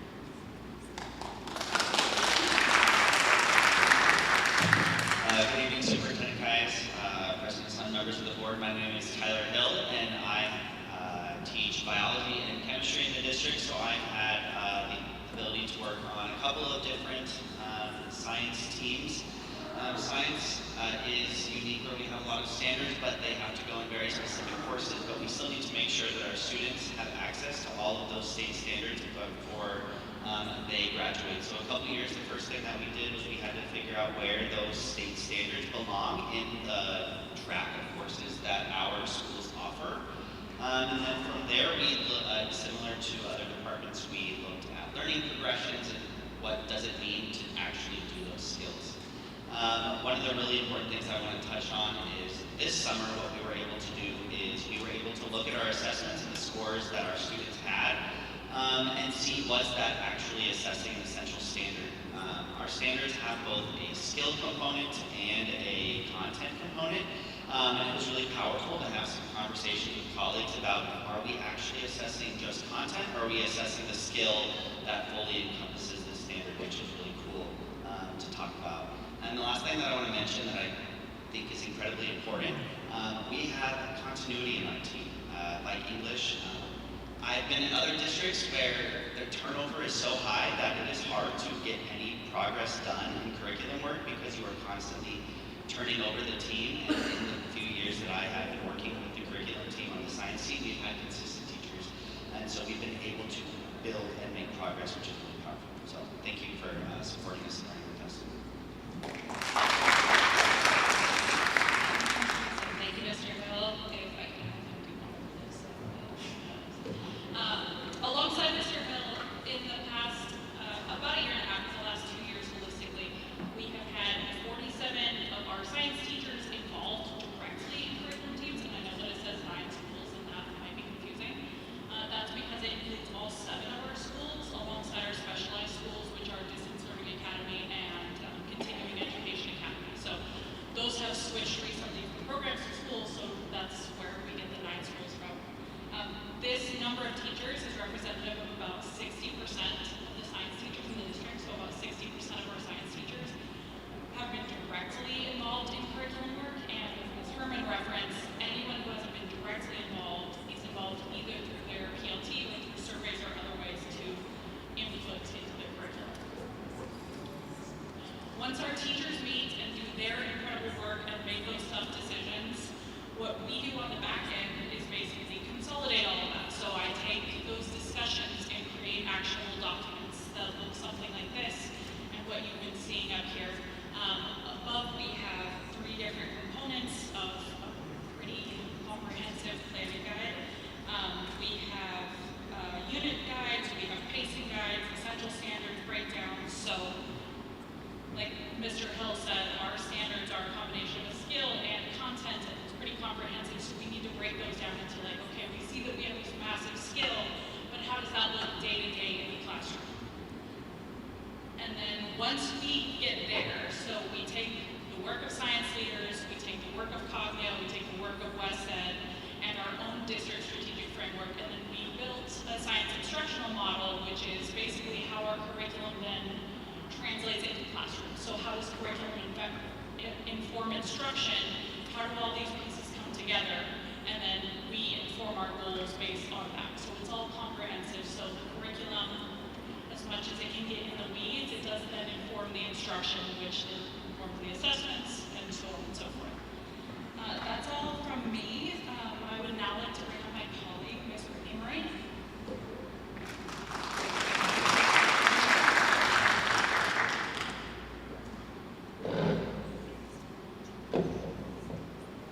Good evening, President Sun, Vice President Chapman, members of the board, and Superintendent Cayes.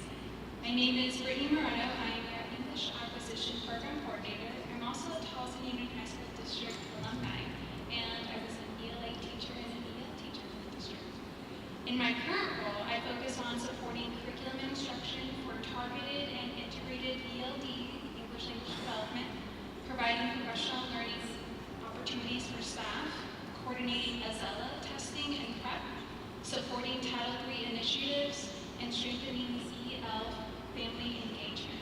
Our program ensures students build proficiency in English while embracing cultural diversity. Our curriculum team works during summer curriculum development days and throughout quarterly district PLC meetings. The district PLC goal is to provide a guaranteed and viable curriculum for every EL student through a continuous improvement process. Curriculum is continuously refined with data, student data, teacher feedback, and classroom results.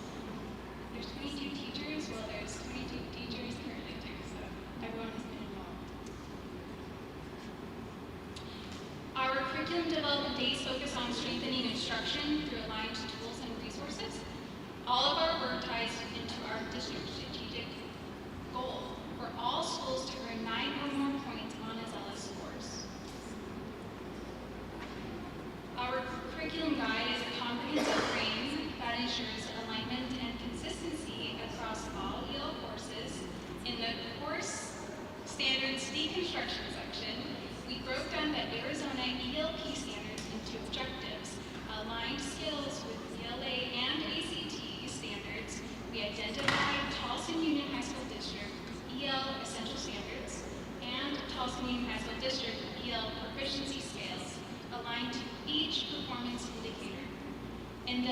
assessment tracker section, we created this tool that monitors assessment items, standards, alignment, and DOK levels to track student mastery.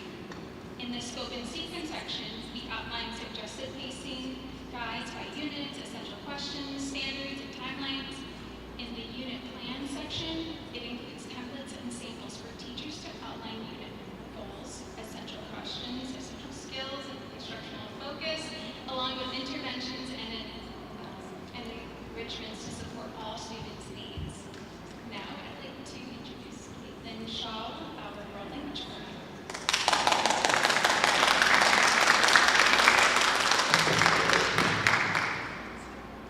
Good evening, President Sun, Vice President Chapman, members of the board, and Superintendent Guidance.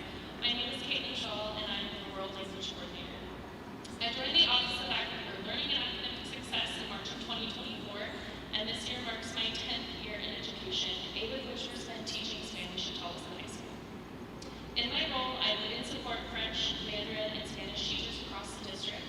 My primary responsibilities include providing coaching, classroom visits, and professional development, as well as overseeing curriculum, assessments, and instructional resources. I also coordinate the Seal of Biliteracy program, which celebrates and recognizes students who achieve high levels of proficiency in multiple languages. I'm very fortunate to work with a dedicated team of world language teachers. These teachers have been instrumental partners in curriculum development over the past several years. Their expertise and collaboration ensure that our instructional resources are not only aligned with state standards, but also responsive to student needs. This strong team effort has allowed us to create consistent, high-quality curriculum materials that support teaching and learning across all campuses. This past summer, our curriculum development work focused on our newly adopted AP Spanish Literature and Culture textbook, Azul. Teachers spent time analyzing the new resource, identifying essential skills, and aligning instruction with both state standards and College Board expectations. Together, the team created high-quality materials that support learning and discovery. The end result is a strong, aligned AP Spanish literature curriculum that equips both students and teachers with the tools they need for success. To give you a look inside the work we've created, here are examples of our curriculum guides. These documents include essential standards frameworks, vocabulary guides, and scope and sequences. Each guide is designed to provide teachers with clear targets and structured pacing, with an understanding of the essential skills students must master each semester. Additionally, our team utilizes the OLA SharePoint website, which features resources from all content areas. Our world language page specifically features numerous resources from both our district and the state, including performance indicators and can-do statements that clearly communicate course expectations and empower students to track and reflect on their own growth. By having these resources readily available, teachers are supported with the tools they need to deliver consistent instruction while still maintaining flexibility for classroom creativity. I want to end by saying how proud I am to work alongside such a talented and dedicated team of teachers. Their passion and collaboration are what make our world language program strong, and it's an honor to support them. And next, I would like to introduce our CTE coordinator, Mr. Efrain Valeri. Good evening, President Sun, Board, and Superintendent Guidance. I'm Efrain Valeri, CTE coordinator. I joined OLAS in July 22. This was my 14th year in education, with 7 of them serving as a CTE coordinator here and at a neighboring district. My main responsibilities are assisting teachers with curriculum needs, assessments, researching and vetting equipment, and resources that they may use that are aligned to our CTE standards. I also help support our CTE teachers district-wide and PLTs. We also, all of our coordinators have created a Meet the Coordinator flyer, which introduces ourselves to all of our teachers and our other stakeholders, letting them know what we can do for them and how we can assist them. Over the past few years, we've had 28 teachers work on our curriculum from 8 of our schools. During that time, they've created scope and sequence, aligned their curriculum to their standards, created EOCAs for all of their programs so that we have at least a spring and fall EOCA for each of our programs. They also help align those curriculum maps to our standards so that our students can pass their technical skills assessments, hence being completers at the end of our program and earning an industry certification as well.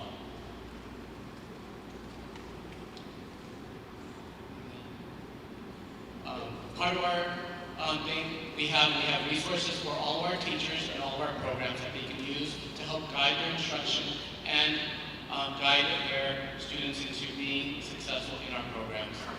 Next, I'd like to introduce Maria Becerra, our Exceptional Student Services Coordinator.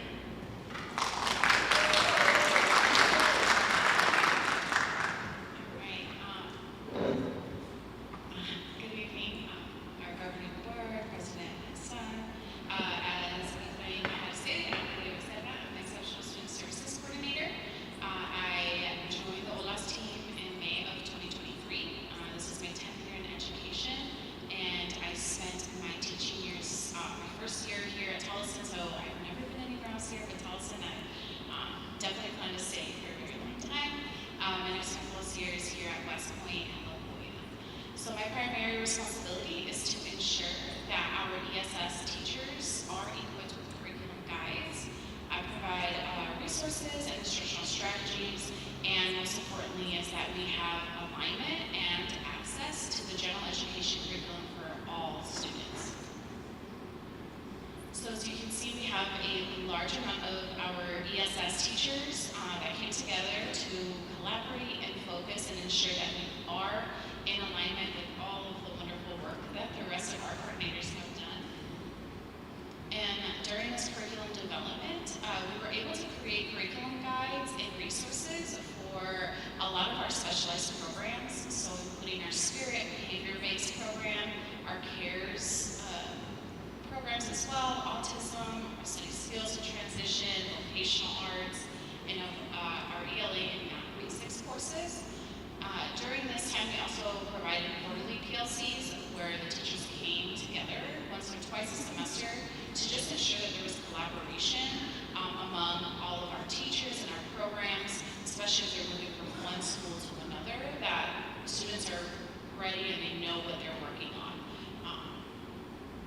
So as you can see in the curriculum guide, ours may look a little bit different, but it really is in alignment, again, to all of Gen Ed, but it also emphasizes the needs for our specialized programs. Some of our ESS teachers teach all 4 main content areas, and what I was able to do in collaboration with them is being able to hit a lot of these main content areas, and they know where resources are.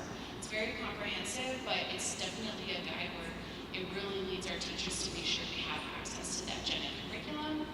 And in addition, we have alignment with the AZ state standards, but also our core content connectors, which are required and are seen on our MSAA, which is our alternative assessment for our students who do take that specific assessment. The last thing I do want to point out is our vocational arts curriculum. They are aligned to the CTE professional skill standards. So again, just emphasizing that collaboration with CTE opportunities for our most vulnerable populations. And then next, I'd like to introduce and hand it over to Ms. Wendy Davey, the Director of Educational Data and Innovation.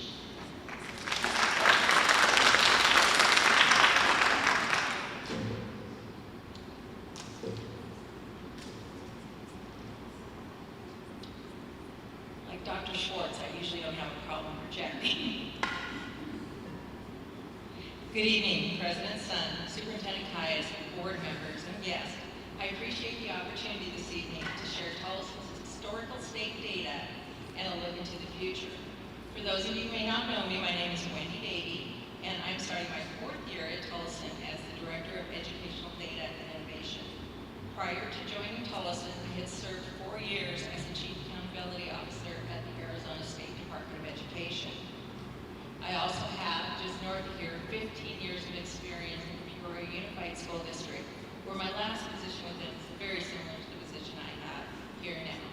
But most importantly, I started education as a math teacher, both at the junior high and high school level. But enough about my background. Let's go ahead and dive into what's important, and that is Tolleson state performance, as well as a look into our future. All the data I'm sharing this evening is from state public files with the exception of our bioliteracy seals, but I'll share more on that later. Having spent 4 years leading the calculations for state and federal accountability, and having more than a decade on the 8th Web Technical Advisory Committee prior to that, it was a welcome change when both the state and federal laws started to include more than a focus on proficiency.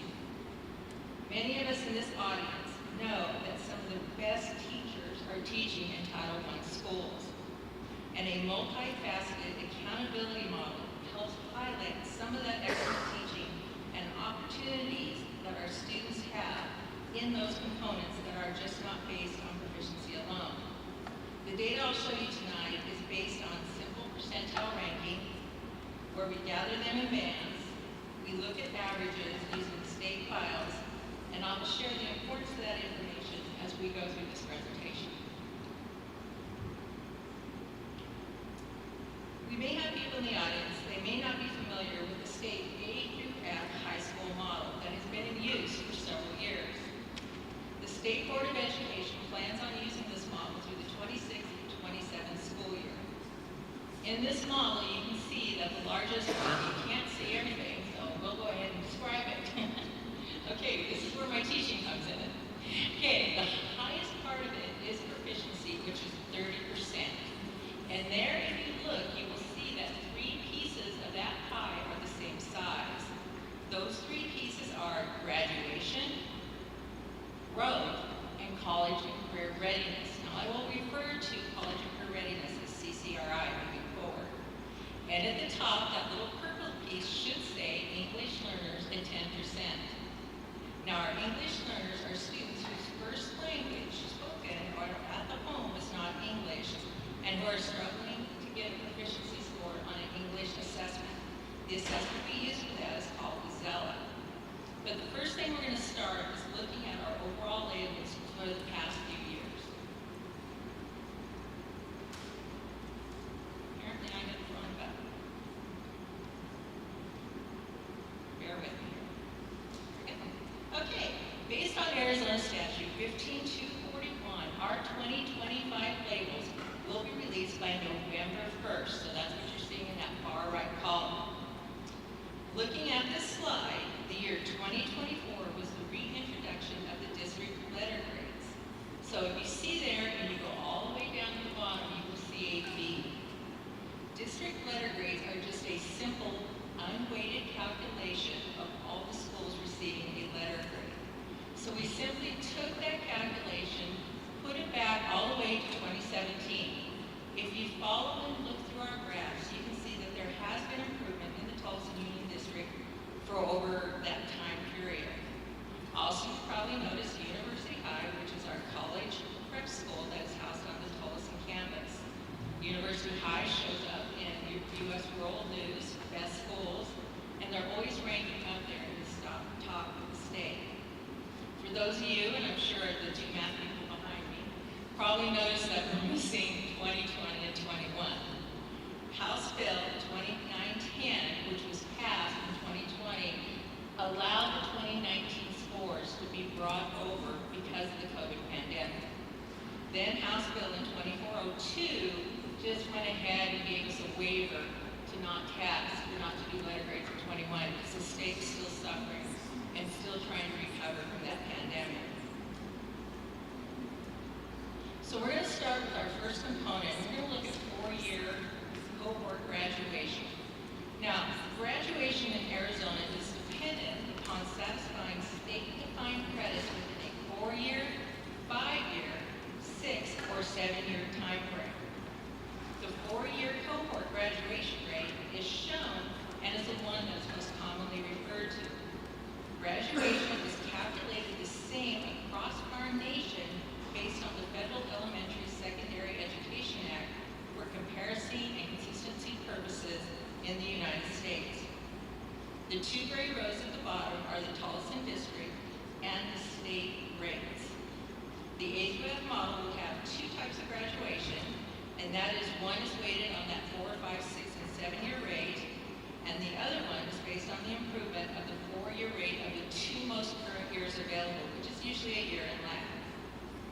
Many of you may have noticed that there's this nice little jump in 2020 and then a drop in 2021. These results are because of the pandemic, and I'm going to show you a little bit more that will make that very clear on the next slide.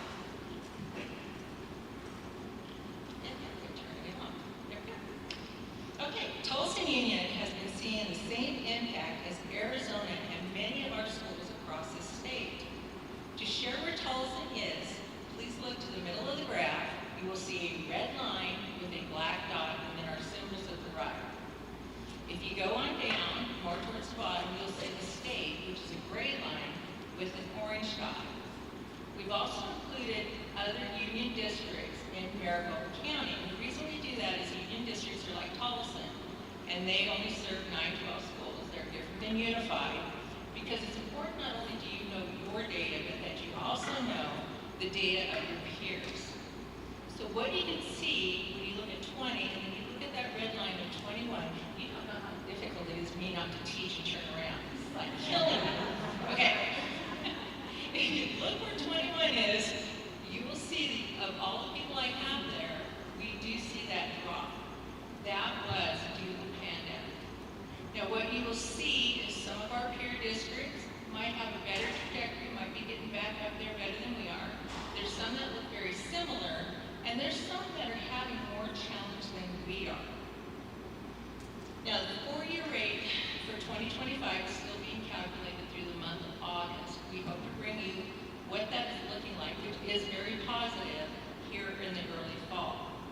Now we've talked about graduation, and now I'm going to move us on to efficiency, because that is one of our hot topics this evening. Okay, bear with me, because we have to have a slight bit of a little history lesson here. ACT has been the state assessment for grade 11 since the 21-22 school year. It has 4 performance levels that have various weights to account for that 30% of the A through F label. We do want to give a shout out to our exceptional student services and the MSAA assessment. That assessment is given to the 1% of our population that's working with severe disabilities. Their performance on that assessment have been exceptional in 2024 and again appear exceptional in 2025, and I want them to be recognized. Okay, I'm going to clap.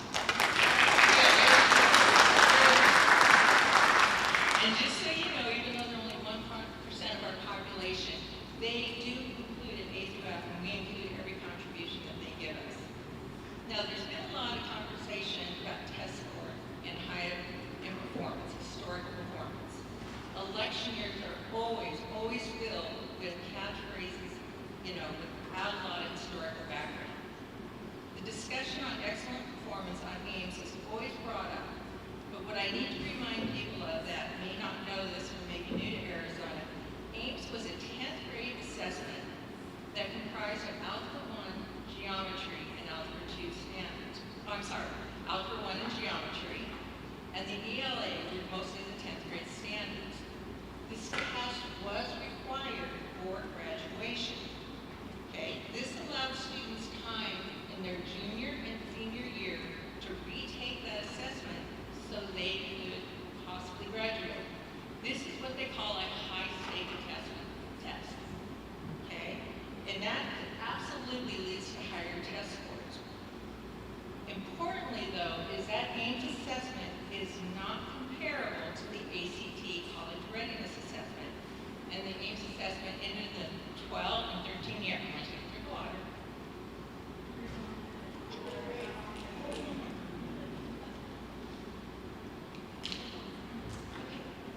Then, history goes on.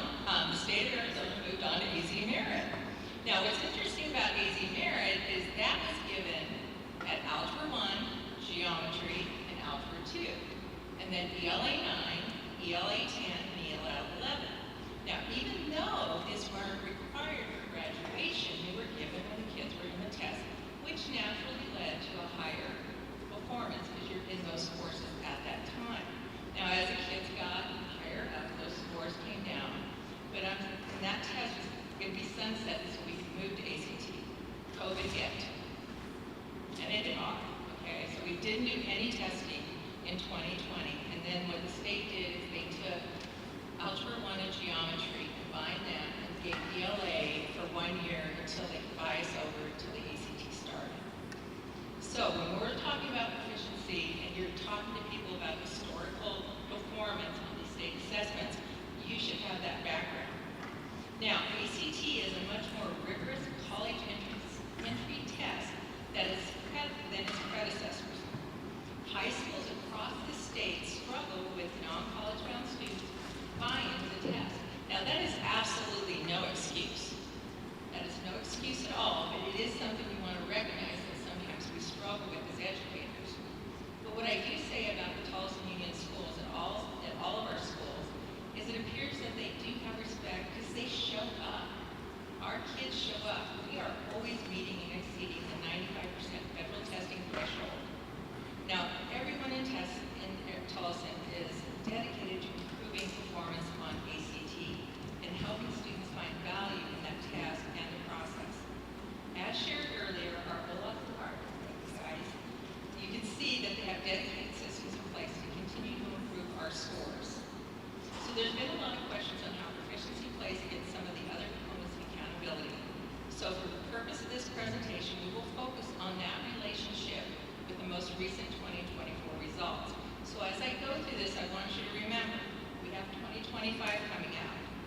Okay, this is going to give us some idea when the state moves to not only giving a letter grade, but they are going to give us a letter grade on every one of the components we're talking about this evening.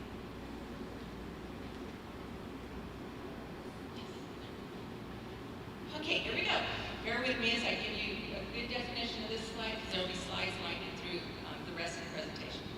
Growth has always been a strength of Tolleson Union Schools for many years.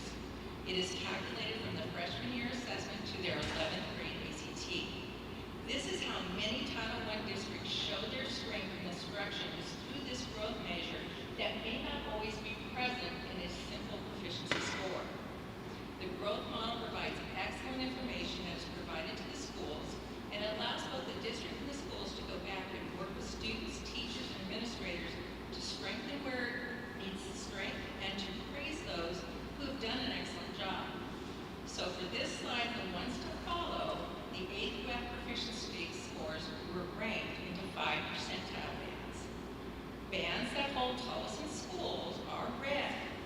So you can easily see that the 60 to 79 percentile bands doesn't have any Tolleson schools in it. Okay. Now, what this graph is doing is taking the average growth for our schools in those proficiency bands and comparing them to the average scores of the 9-12 schools also found in the same band. So I'm going to just, yes, we have schools, so if you look down, we do have schools at 0 to 19 percentile. But what I want you to look at, if you look up, you can see schools in that band that are not Tolleson schools have an average points of 15.2 for growth. Tolleson schools have an average of 18.7. So take a moment and look across that graph. No one in Tolleson will ever say that proficiency is not important. We're showing you where we land in proficiency bands right now. But what is also important is compared to other schools having similar proficiency performance, we show strength in growth. Our kids are growing. Now there are 20 points in the growth category and our schools are near the top in all of those categories. But let's take one more look at growth before we move on. And I shut it off again. Okay, I was a fat finger in it because I am only hitting one button. Okay, so what you can see here is we put everybody in a pot, okay? So I couldn't just show you the pot, because then everybody would say, well, how did you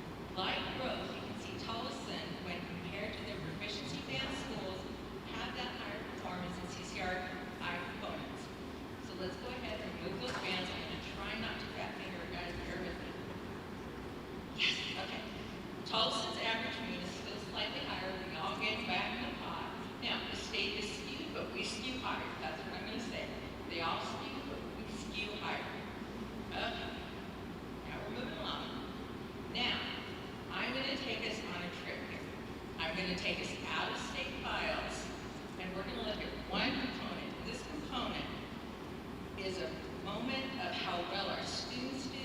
It's a moment of pride for our families, our school, and our community. And I'm just extremely excited to share this with you. I'll take it. I'm excited. I'm sure I can. Remember, I don't teach anymore. I'm not these copies. Okay. The state of Arizona offers opportunities for students to earn diploma seals. These seals are placed on their diploma and are shown on student transcripts. There's the seal of art proficiency, the seal of personal finance, and the seal of civic literacy. Now, we do get seals in all of those, but our outstanding performance is the seal of illiteracy. Our diversity is our strength, and I'm going to say that one more time. Our diversity is our strength.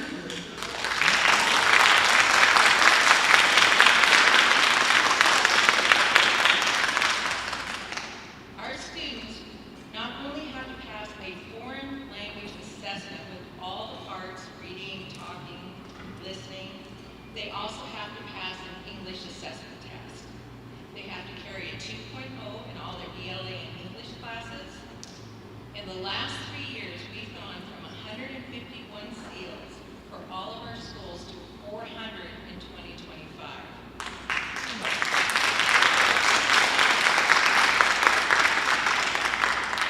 Now, being one of those people who gets to see these scores as they come in, and someone who is so challenged to ever speak a foreign language, it is absolutely inspiring when you see the kind of languages that come in and the languages our kids are passing. These are not easy assessments. Okay, we have students that even earn more than one seal, or more than one seal in more than one foreign language. We have been told that Tolleson is one of the top in the state for earning the seal. Tolleson does pay for our students to take these assessments, giving them the opportunity to have their transcripts on their transcripts and diplomas, leading to opportunities in the workplace and post-academic areas.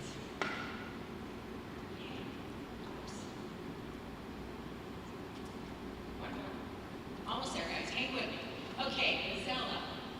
The last component for state accountability is in support of our English learners, and it's based on the Zella assessment I spoke about earlier.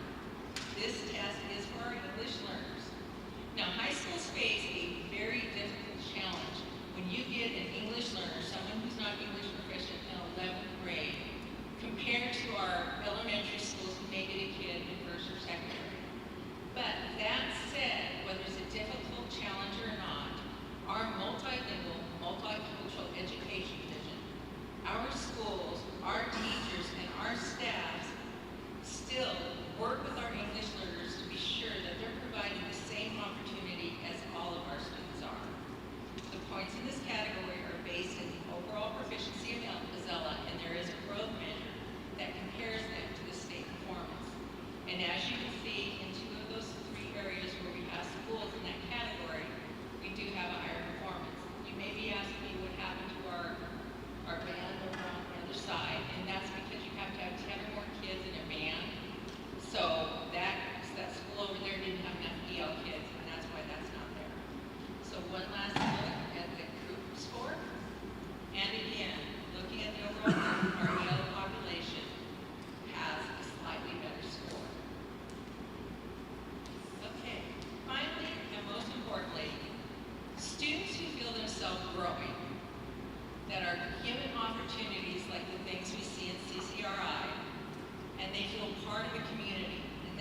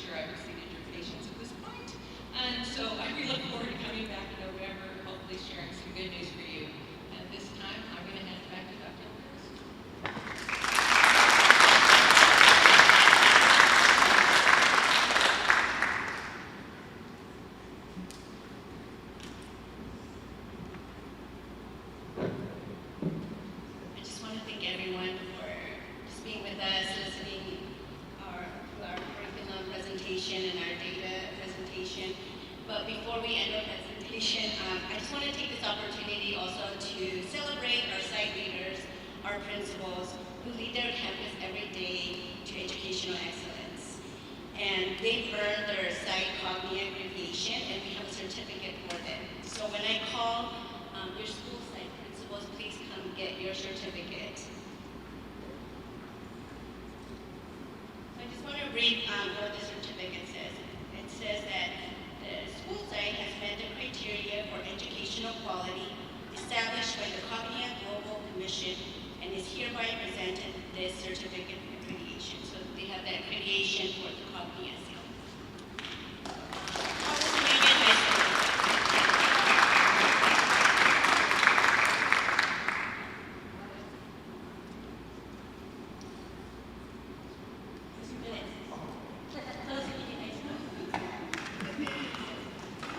Ms. Haskin, West Point High School.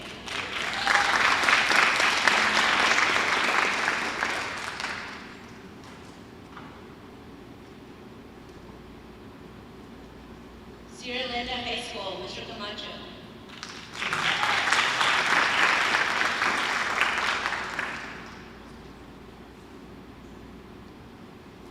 Ms. Quiñones, Westview High School.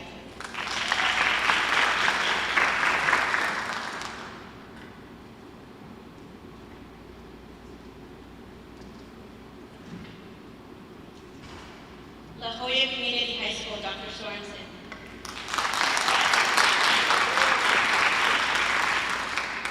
Ms. Landis, University High School.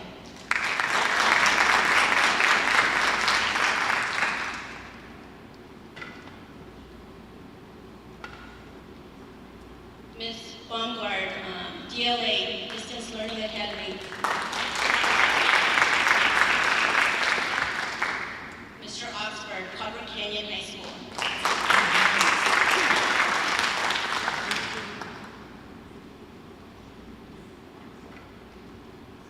And Mr. Galles, Tolleson Union High School District.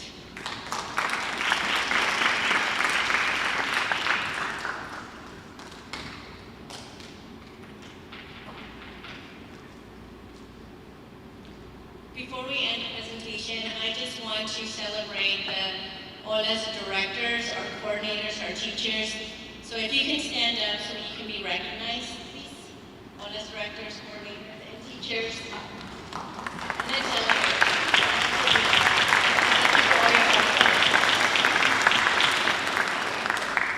And with that, I open it to any questions. Thank you.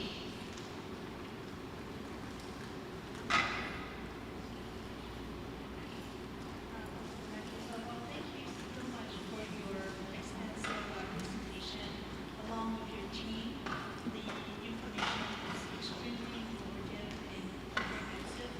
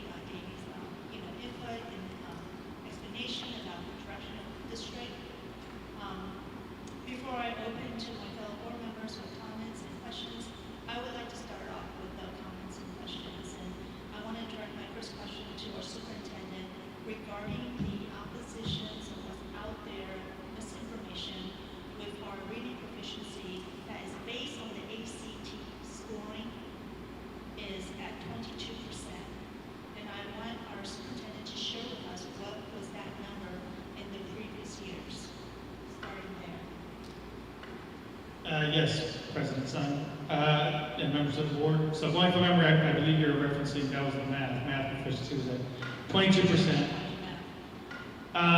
Going back a few years, I was 3% lower before we changed over on the superintendency, so I was at 19% prior, depending on how far you want to go back.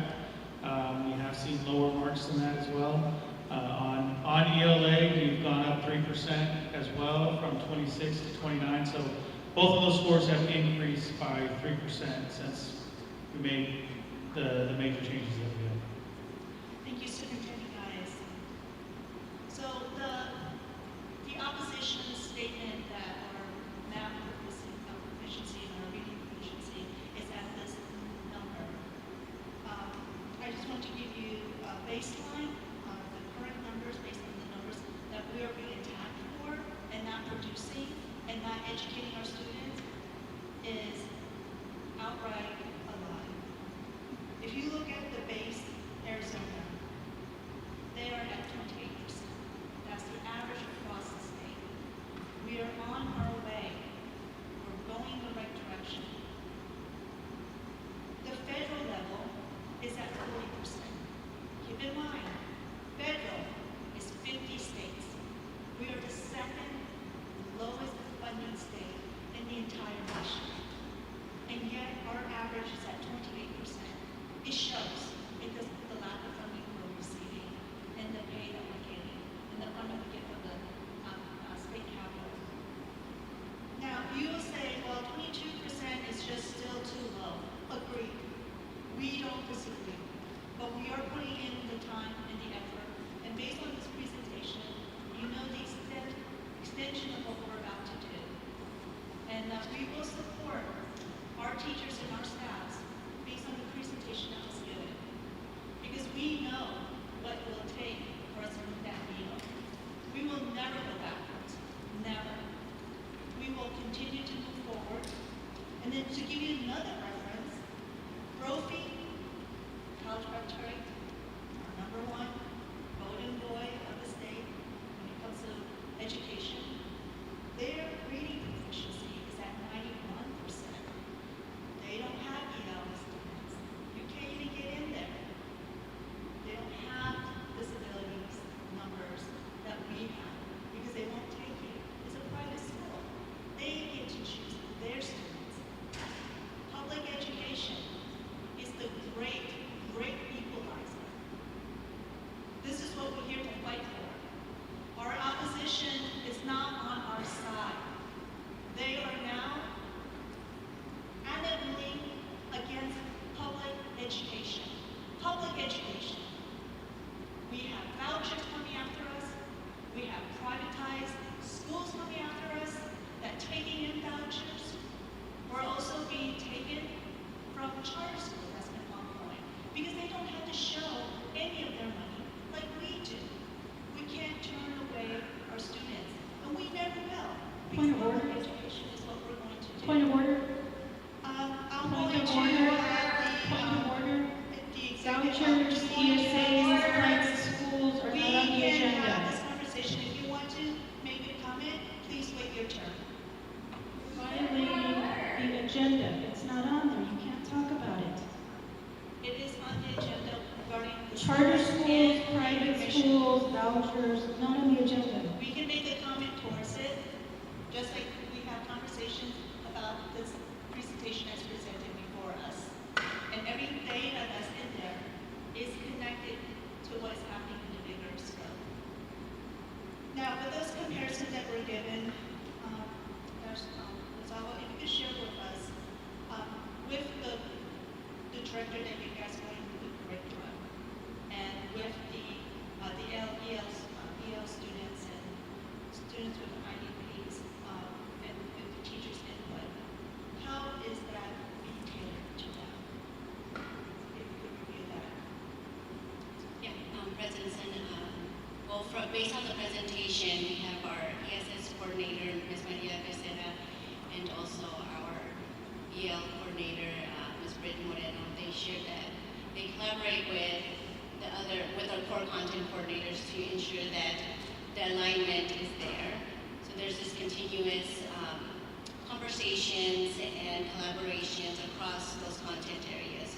So those are the ways, some of the ways that we are ensuring that our needs of our students are being met. And also, anything with curriculum, we always involve all of our students because all means all, so it means all of our EL students, all of our ESS students. So those are the driving forces that we are trying to strive towards and also incorporate our teachers' voices in all of the committees that we do.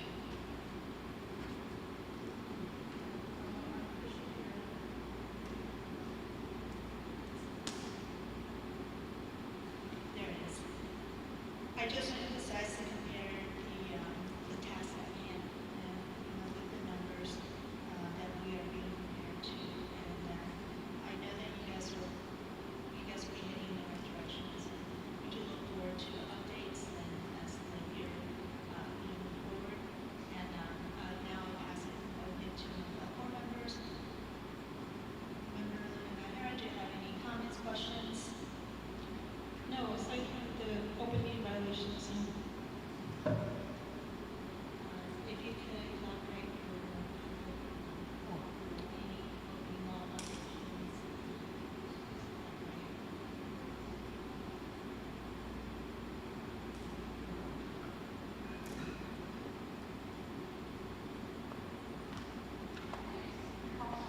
Next part, Devin Delgado, do you have any comments or questions for the presentation?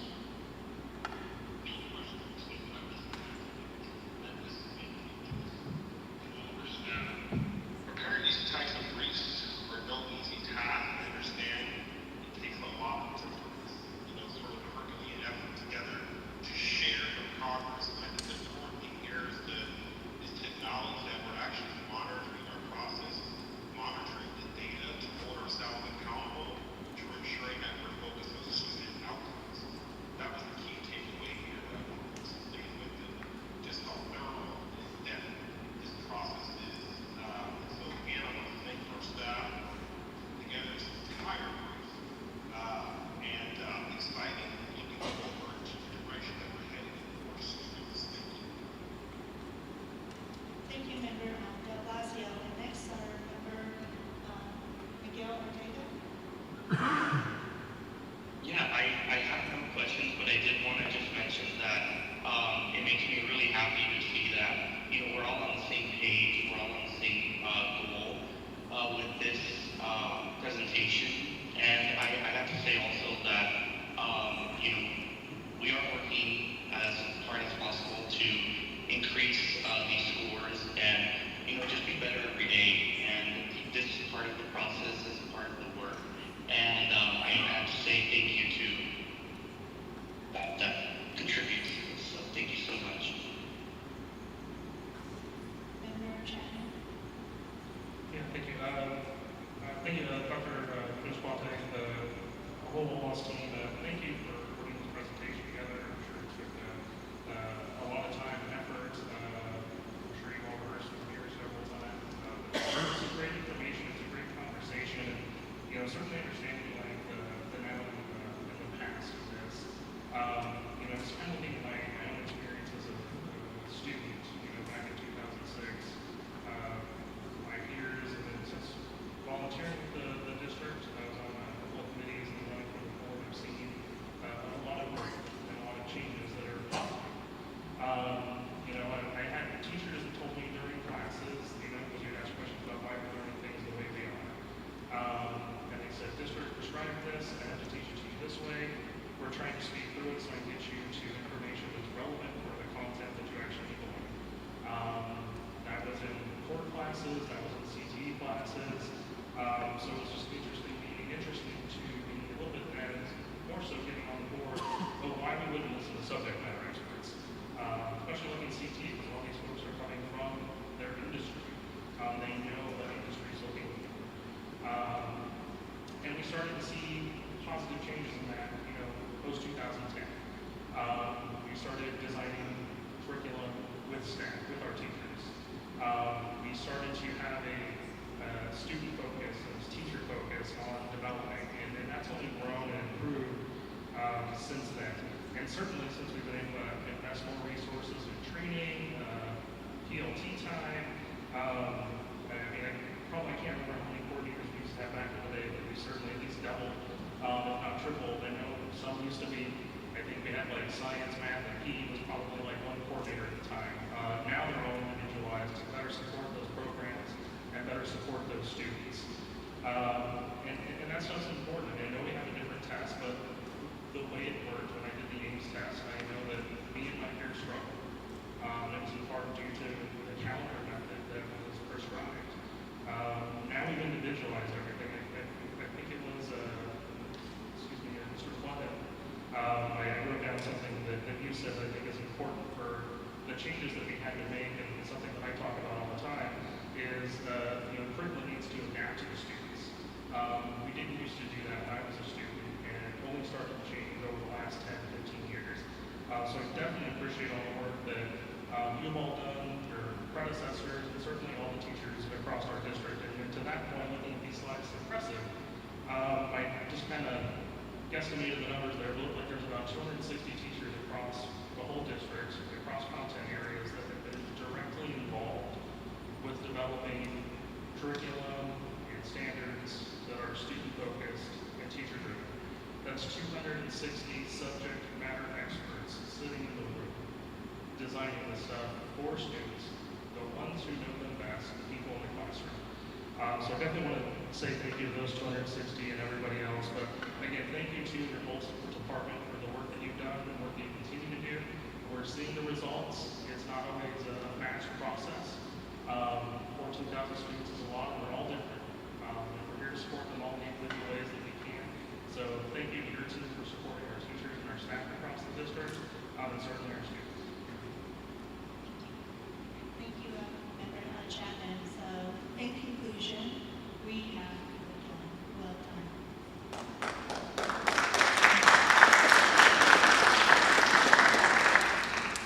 Before we move forward, I would like to take a 10-minute break, and we will reconvene then. Thank you.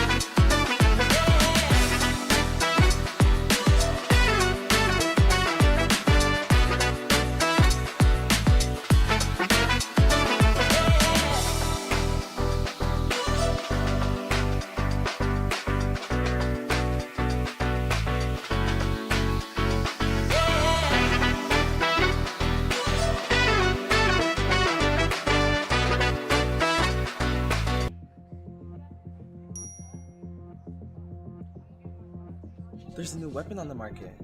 Yeah, it's so powerful, it can take out more than one person at the same time, and you never have to reload. It can get past security. I heard it was so small that it can fit in your pocket. No way my parents would find out about this.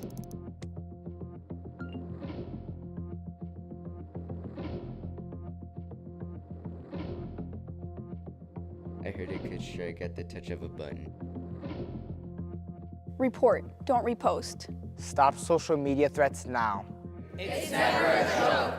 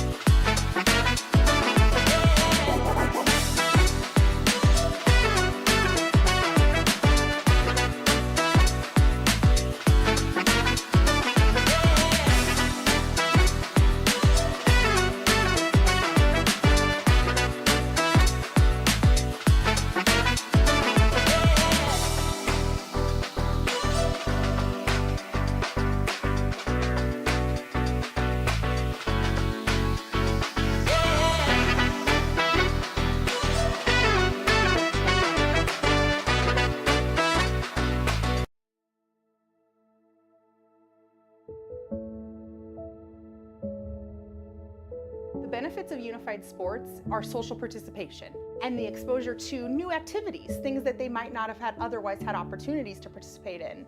When we build our equipment and our kids who can't typically participate are able to do something independently, the joy that they get from doing that activity for the first time is incredible. I didn't really like playing in front of people in the beginning because I thought I wasn't good at it. And then once I got used to playing in front of people, I got a little bit out of my shell. And now I'm comfortable playing with other people. I learned that I need to be confident. Confident. Oh, you want to be more confident? Yeah. You learn to be more confident? Special Olympics has had such an impact on the Arizona community as a whole because we are really focused on community for all. It doesn't matter what kind of situation you're in, what is your disability. We are really here for everybody, making life happen for everybody, making fun happen for everybody because sports are fun. We've been playing like different kind of sports like volleyball, and we played this one game. It's called that. We wear these like uniforms and stuff like that. Like whoever had the ball, you stop, and we drove it to our teammate. Now we just actually legit play badminton day. We started been training super hard that day. Funnest, most happiest people I've ever seen in my life. It's just every day is just they have that positivity that can spread everywhere, like it's contagious. Unified sports benefits students with and without disabilities in just so many ways. You see them come into the class at the beginning of the year and they're very shy, not very aware of how to act or behave, and then you just see these relationships blossom and then grow, and they truly do become like a team, and they're super close, super tight, and our students really do show really great examples of this throughout competitions, is really supporting those that do have disabilities and just having those friendships and building that support and having that support for one another. I really enjoy dancing because I learned that when the first time I danced, I was shy, but then I realized that dancing can be not just about dancing, it can be about making memorable memories. During these past few months of the year when we started, I feel that the most memorable moment is when we all started playing, not knowing what we were doing, but we still figured it out in front of everyone. We love everything unified, bringing people together, athletes, partners, giving them that normal experience of a team. And as a district, we came together and said, let's plan these events, district events. At first, I was coming into it not knowing what to expect, and I feel like that's most cases for like things that you haven't tried before. But I definitely feel that I've grown so much with it. I've learned a lot, and it's something that I want to do more with. Like I want to be a part of my future. I think that you can look at the footage of students and see the smiles on their faces and know that what Unified Sports is offering those students in general is a great deal of independence, success, and joy. I think you can look at any single player and be like, this program is making a difference. I think the partners too, like for sure, they get really excited to learn about our switch stuff and all the equipment we use, and then encouraging their athlete to participate. So I think it's a growing and learning opportunity for them that they really enjoy. Join it because it's something where you're going to not only learn how to play a sport, but you're going to learn social skills with different people, knowing that when we go out into the real world, it's not just going to be us, it's going to be other people. And they're no different than us, but it's just showing that we're going to have that type of connection with special education than just gen ed kids. I don't know, I just think Unified is one of the greatest programs that high schools can offer, and I hope that we are able to have more and more Unified classes that not just cater to Unified Sports, but then cater to all different opportunities and interests. So hopefully our program just continues to grow.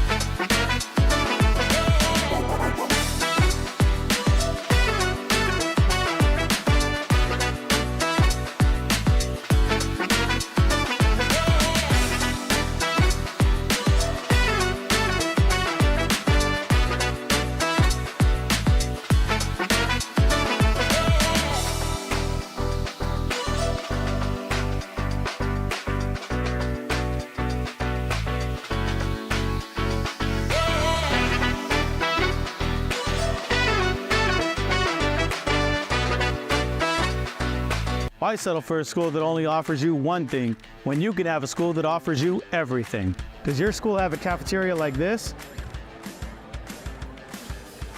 Or a performing arts center like this? Or a football field like this? Or an innovation center like this? Forward march. Or a path to the military like this? Or a career and technical education program like this? Or will their digital media program take you here? Or here? Or here? Or a media center like this?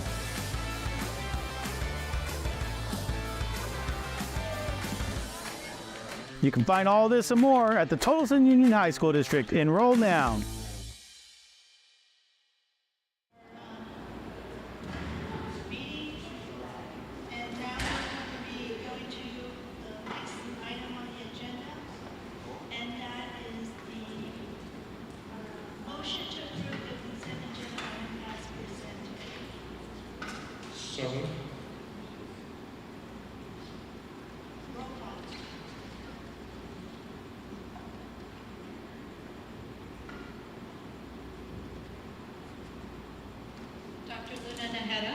No. Mr. Del Palacio? Yes. Mr. Miguel Ortega? Yes. Mr. Chapman? Yes. And Ms. Sun? Yes.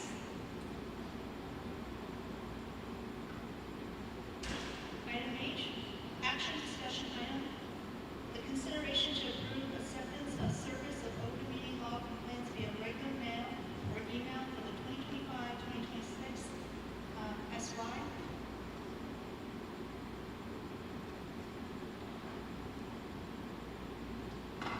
Motion to approve. So moved.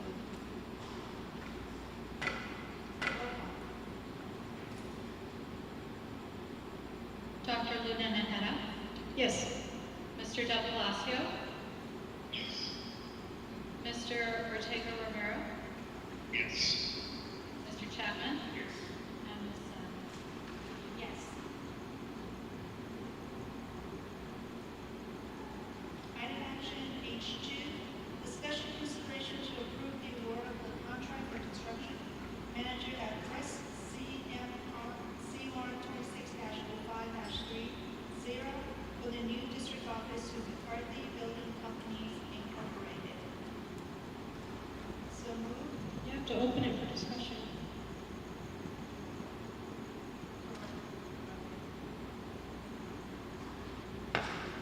Members, starting with Member Luminana, any comments, questions? Yeah, I have some serious concerns. First of all, I don't agree that the district office should be moved.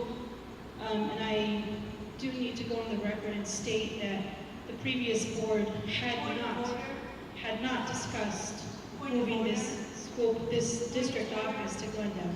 Point of order. My other concerns are in terms of the resource center. Before you can move on, the point of order pertains to the subject at hand. We are approving the GC. We're not discussing about moving the district. That has already been passed. It has been discussed in the previous agenda items. So with that said, let's stay germane to the agenda item. So if you have anything pertaining to what is on the agenda for tonight, you may proceed. Otherwise, we will go to the next member. You have taken away my ability to pull things off the agenda and discuss them. You do recognize that, right? I can't. Items for discussion. No, I can't. Yes, you can. Two other votes. Yes, you can. Yes, you can. We will call for a vote, and then if not, then we move on. So I don't have an outline to discuss these concerns. We have to follow the policies, and that is what is written, and we're going to follow it. We're not going to force members to vote in your favor. I'm not asking for a forcing vote. You don't have to vote. There was a perfectly working method that allowed every single board member to have the opportunity to discuss items, and you have taken that away. No, I do not. Thank you. Member Miguel Ortega, do you have a comment? Questions? No comments or questions. Member Chapman? I just want to thank the members of the CMAR committee for their work in this. I know it's different groups, but just like with the previous projects, I appreciate the process that Superintendent Kayes, former CFO Hicks, current CFO Joyce Council have put in place and built and maintained to make sure that when we're talking about projects like this, that our vendor community is, answering the questions that we need to make sure that we're getting the product, the services that we need for our community. So thanks again to everyone who was on the CMAR committee for this project. Thank you, Member Chapman. Now I will circle back to our first member, only if the members stay on topic, stay germane to the agenda item. Otherwise, I will move forward with the vote. Okay, so with that said, I motion for the approval of the contract for construction manager address CMAR 26-05-30 for the new district office for Park Development Companies Incorporated. Second. Roll call. Dr. Luna Naheda? Mr. Del Palacio? Yes. Mr. Ortega Romero? No. Mr. Chapman? Yes. And Ms. Sun? Yes.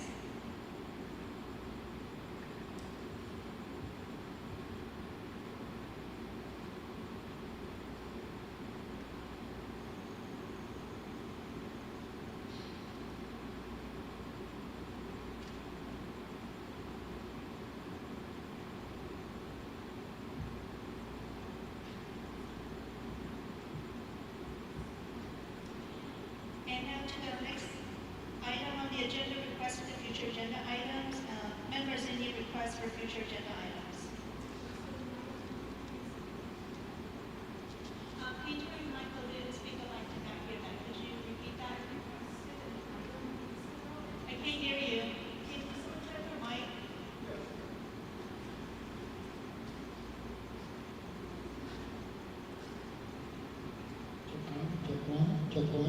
Check one. Thank you, Mr. Demorski. I requested an item weeks ago and it has not been addressed. Understood. Do you mind repeating it and state it for the record so we can have that addressed for the next? We have Ms. Goodman who takes great notes. I'm sure she can share that with the board.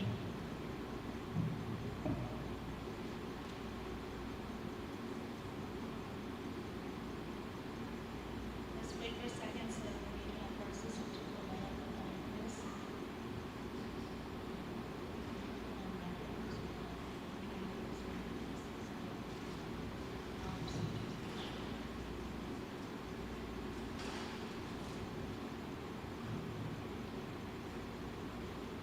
So in the meantime, I would like to do some housekeeping and to share our future meetings for our governing board. We will have our next board meeting on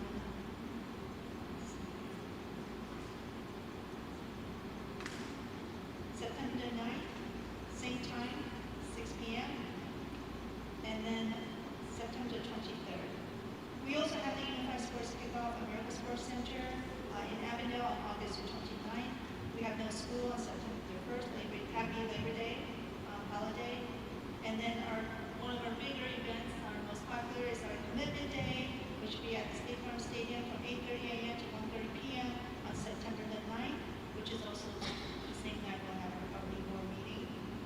And we have no school on the 24th and October the 6th through the 10th, which is our fall break.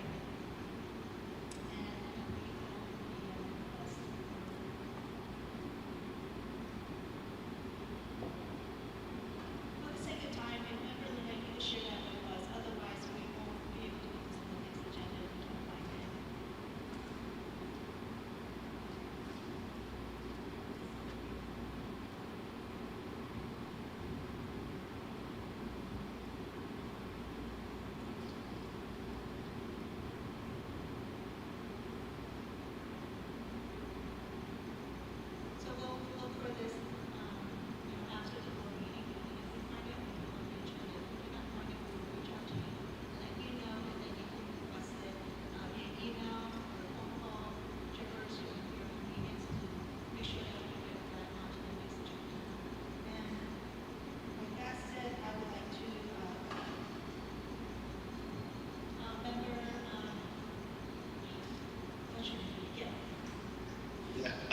Yeah, I had a quick question. I know there's been obviously a lot of conversation surrounding school security with current events happening. There's also conversations about mental detectives in our school. So I'm not sure if I could, for the next meeting or other meetings to come, if we could, maybe get an update on how that process will look like. I would appreciate that. I know a lot of us have questions on it.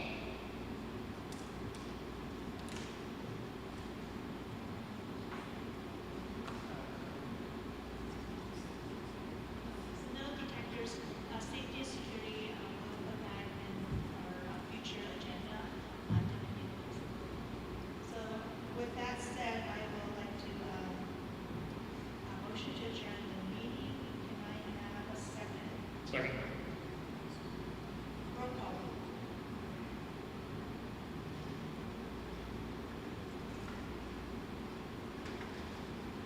Dr. Luna Najera? Mr. Del Palacio? Mr. Ortega Romero? Yes.